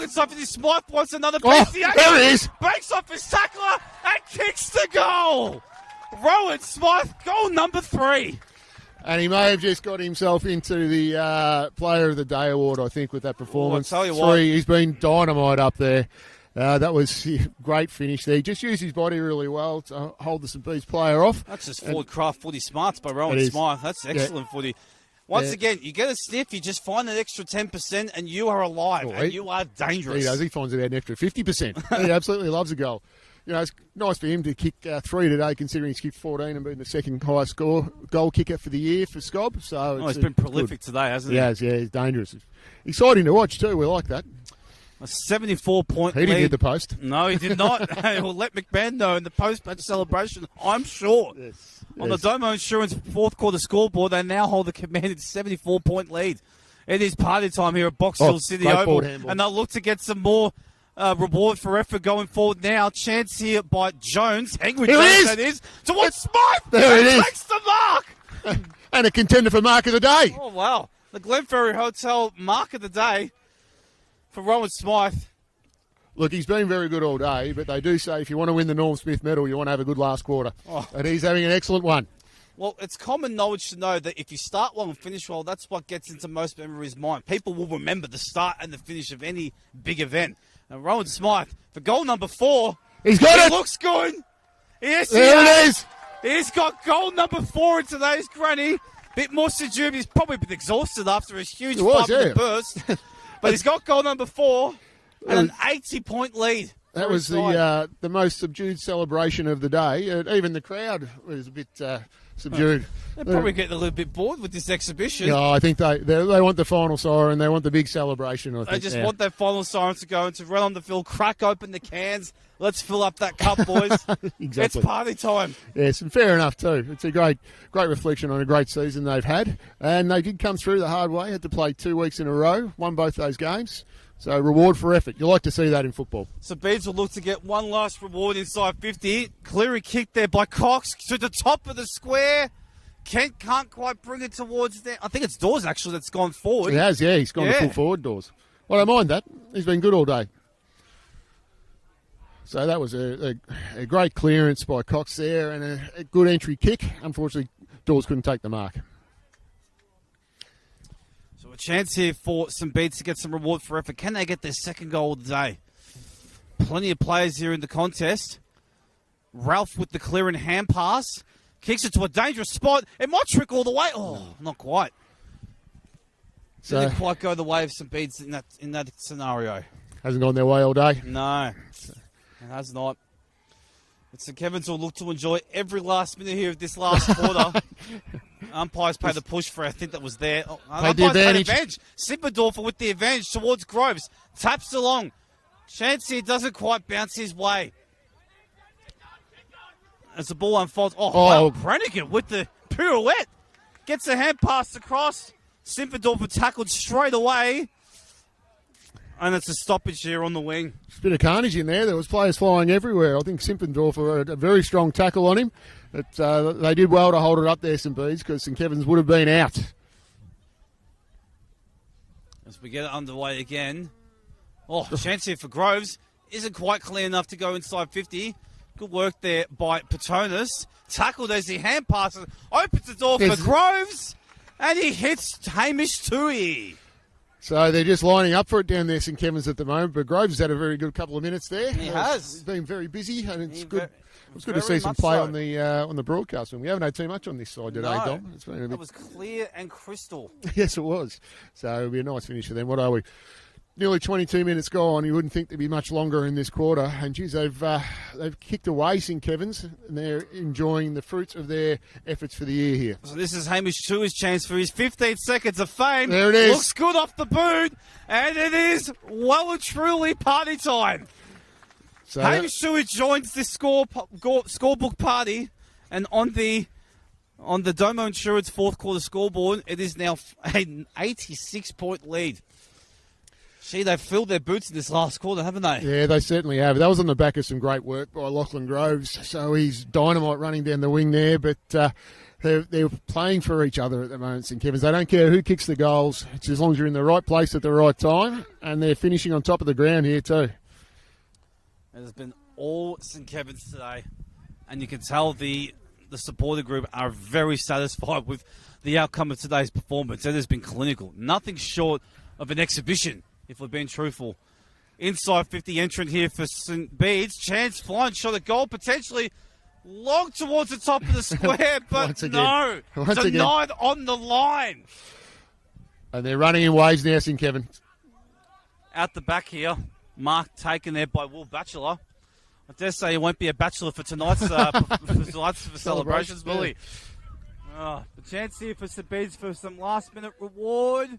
Great intercepting Mark. Great intercept, Mark. I think it's Mark taken there by Andrew Swell. And Bailey. Wants to place off straight away. Bailey's got a paddock out there. A couple of bounces here for Bailey. Allows his teammate in Harmon to get the handball receive. Unfortunately, Mark was dropped there by St Bede's. Opens the door here. Still live. Chance taken. Good smother. Desperation there to the death by St Bede's. Opens the door here. Tooley. Handballs the cross. Teammate is just offline. And oh no, I think it's Oliver Garlick. Had the fired shot. I think he's cramped up. He has. I think he's cramped as he's taking this shot at goal. Yes. Oh no. A calamity there for him. So there was a whistle. It's a 50-metre penalty, is it? I've got no idea. No, the umpire wants it brought back. I've got no idea what for. I think he's played on before the umpire has signalled. Yeah, probably all clear or something like that. But anyway, he's brought it back, I think. Bit of confusion going on. What this does now, this gives St Kevin's a chance to set up behind the ball. So for this exiting kick for some Bedes, so they'll be looking to intercept Mark here. Oh, he's going the barrel! Grasso with the barrel! It's the end on end. Unfortunately, it'll go down as a clanger on the snap. Yes, unfortunately. For Grasso. Can't fault for trying. Mark taken there by Hepburn. Goes inside. Mark not taken there by his teammate. St Bede's get some players underneath the ball. Can they get it out? Great tackle there. 450 tackle there. Clearance there by Edward Harmon. Puts it high onto the square. Mark has been dropped. Opens on the door, siren. But the siren has gone. And so Kevin's missed out on an opportunity to get one last approach to hit the ton. It matters not, because they are your 2025 VAFA Thirds Division 3 premiers with a whooping scoreboard of 14-11-95 to St Bede's 1-2-8. And here we go. Here to the victor go the spoils, and St Kevin's are spoiling themselves tonight. Exactly. No, that was a very clinical performance from start to finish there. They were excellent with their setup behind the ball. The intercepting mark game was fantastic, and they had no player that was really dominant for the 4 quarters except for Ronan Smythe. I think he's got to be our player of the day. Oh, yeah. He was fantastic. And when you kick 4 goals in the grand final day, it is a hard argument to pass up Yep. that you are not the player of the day. With honourable mentions to Fernandez, I thought he was fantastic, and Lachlan Groves was good too. But congratulations to St Kevin's. They've played fantastic football, and you've got to commiserate St Bede's as well. They've had a fantastic season too. You know, they both won a lot, 13 games each for the year, and had massive percentages. So they've had really good years. And you know, when you win the grand final, it's the greatest feeling in the world. When you lose the grand final, it's not so good, unfortunately. And your season is defined by it, unfortunately. But it's tough for them, and it's fantastic for St Kevin. So reward for the group, and with the thirds competition as well. They're sort of self-run teams because the volunteers filter off a little bit, and they do a great job. They field teams every week. They have to find umpires and support staff and everything like that, and it's a great reward. And premierships are very hard to win, no matter at what level, no matter what division you're in. As I always said when I was coaching and we'd won a grand final, I said every day for the rest of your life you'll be a premiership player. So and no one can ever take that away from you. No, that is correct. That is correct. And then the stories will go long into the night. And I hope that story about the kick into the post from point blank range that'll get told. No, it's not, because look at the scenes here at Box Hill City Oval. Yes. The St Kevin's boys are well and truly up amongst it. Very happy with themselves, and so they should be. What a clinical performance today here at Box Hill. Yes, no, that was excellent by them. So they get to enjoy it with their friends now. So they're all out there amongst it, and the players. Something that it'll take a while to sink in. Yep. But they'll enjoy it, and that'll be a long, hard celebration, you would imagine. And it might carry on for a few days, Dom. I would. No begrudging whatsoever. No. For a premiership player, it doesn't happen often. Some people never experience it. Sometimes you only get it that one time, and you just got to make the most of it when you do. Absolutely. So it's, and the coaches, when you've a coach of a team, you put a lot of time and a lot of effort in it. So Sam Doyle and Joey Kerr, congratulations to them. I thought they've done an excellent job, and they play a really good brand of football. They're an exciting brand of football. I think they might steal a few notes off Plugger Lynch, the A-grade coach. So they're very similar game style, but it's an excellent thing for the club. And reward for effort. You like to see that in footy. Certainly. So, yeah, I thought... So we'll go through the goal kickers, why don't we, Dom? So Ronan Smythe kicked 4 for the day. And then we've got Patrick Jones with 2, Ben Griffin with 2. We finally got on the board in the last quarter. That's right, and Harry Ryan also chipped in with 2 late as well. And to that celebration right at the end, it's as if he was the frontman of a rock band, because he lapped up the celebrations, didn't he? It was. I didn't think the crowd was going to give him back there. I thought they were going to take him and run away with him. And then we can't forget Hamish Tui with 1, and Gus Simpfendorfer with 1 as well. So... And don't forget, Fernandez kicked the first goal of the game. That was an excellent goal. Oh, yeah. That snap out of the pack. I thought that was finish. very good. As they were all day, to be honest, Kevin. They were fantastic in their finishing. Just so polished with the ball. And just a stark contrast to St Bede's. That effort was certainly there, and they certainly brought the velocity and the ferociousness early, but they were found wanting with ball in hand today. Yes, it was... a little bit fumbly at some stages, and probably sometimes the occasion gets the better of players, and they're all young guys as well. So, and especially guys these days, they either think too much or they don't think at all.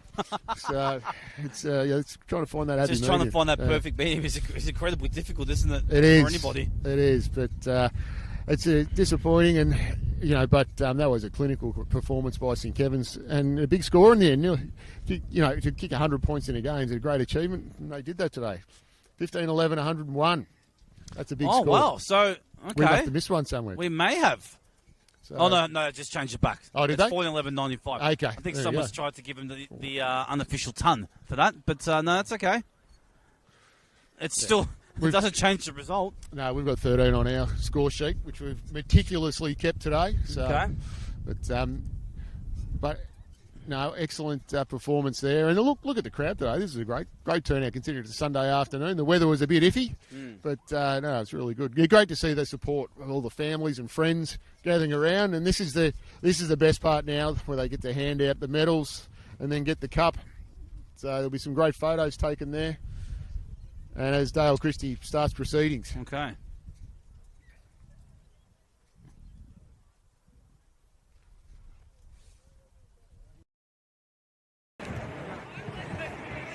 congratulations obviously to the two sides that made the grand final. It's a tough competition in third division this year. Some Bede finishing second and Scott finishing third.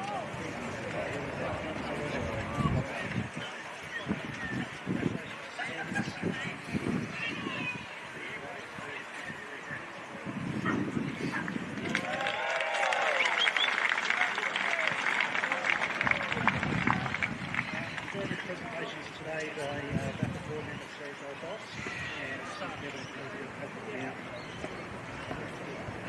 again proceeding, congratulating Ian and Mitsu for field umpiring, Evan and Luke for bandering, and Barry and Bede for bowling.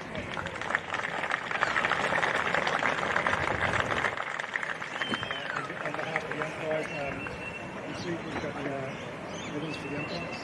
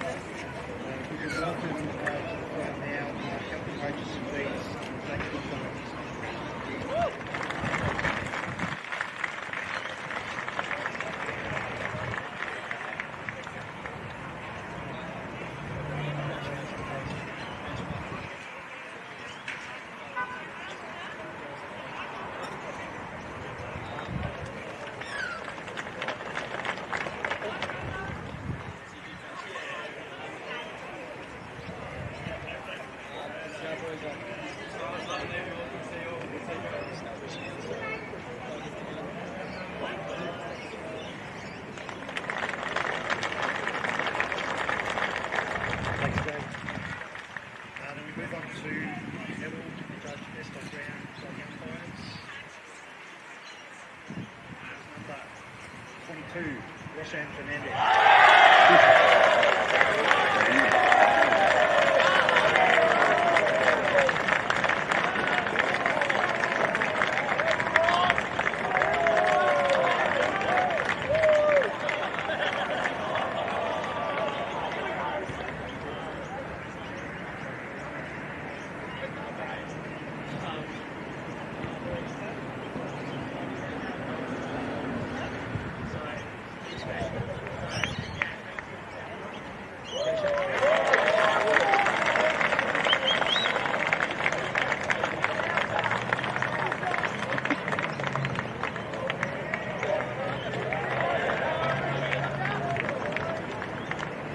Now looking forward to the coaches and Kevin Sambor.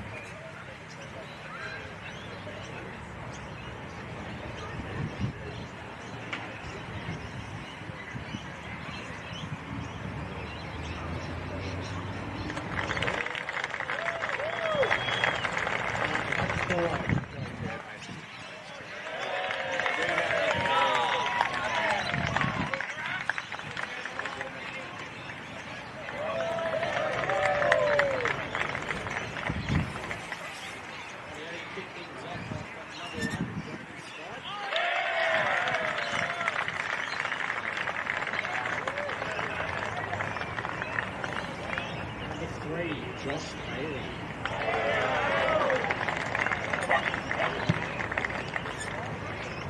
Number 5, Dustin Crawford.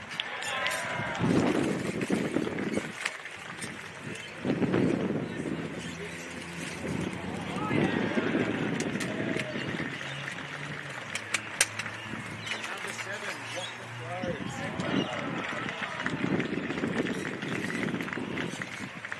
Number 8, Paul Butcher.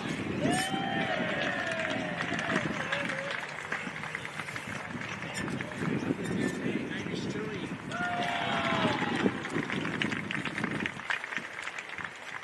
Number 20, Harry Ryan.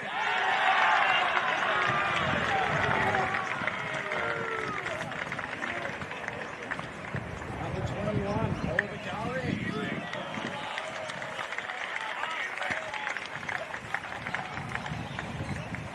Second line up, number 22, Roshan Fernandez.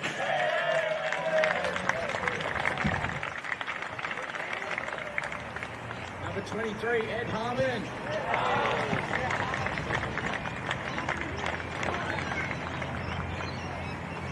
Number 26, Nelson Conwell.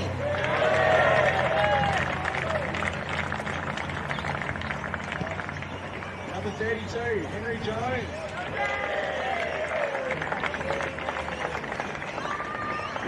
Number 33, Chuck Ellsworth.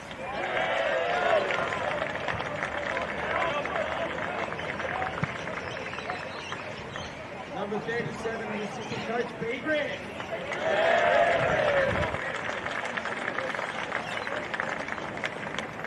Number 38, Aidan Tosserino.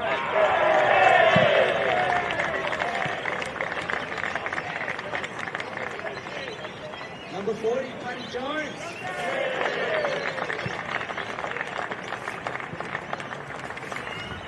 Number 42, Thomas Wilchins.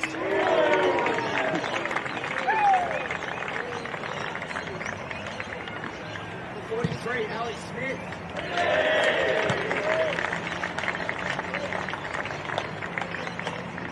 Number 45, Andy Smale.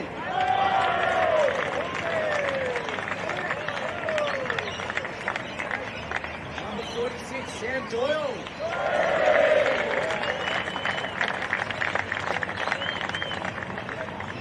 Number 49, Massimo Marchesi.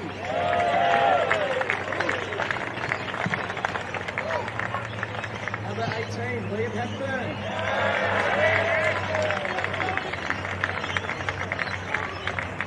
The skipper of the Scott Dogs. Number 19, Billy Brannigan.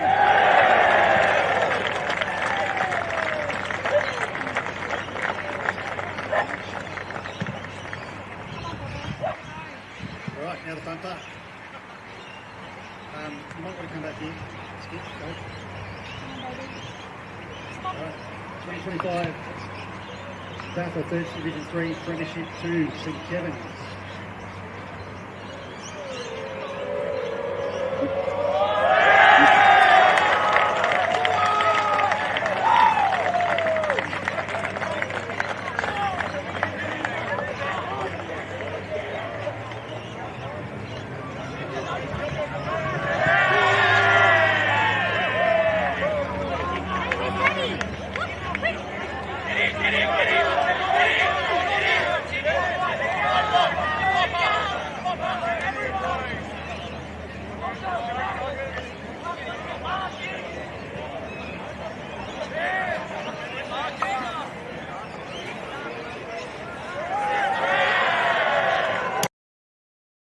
At Box Hill City Oval. The post-game show is brought to you by The Body Shop.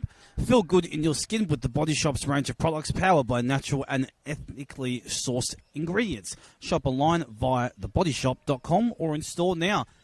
Well, Hugo, it's been an incredible day today here at Box Hill City Oval, and as you can see, the spoils to the victor of St Kevin's Old Boys, who are your third Division 3 premiers.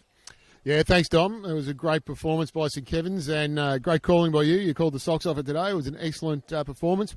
But, yes, congratulations to St Kevin's and the crew there, and it's been a lot of fun here today, Box Hill City Oval. Certainly enjoyed myself, and it sounds like you enjoyed yourself too. It's been an absolute pleasure bringing you today's grand final here at Box Hill City Oval, streaming to you live on Vapor TV. My name is Dom Cunyo. My esteemed colleague today, Hugo Higginbotham, are officially signing off here at Box Hill City Oval. Thank you for joining us, and we look forward to seeing you again next time.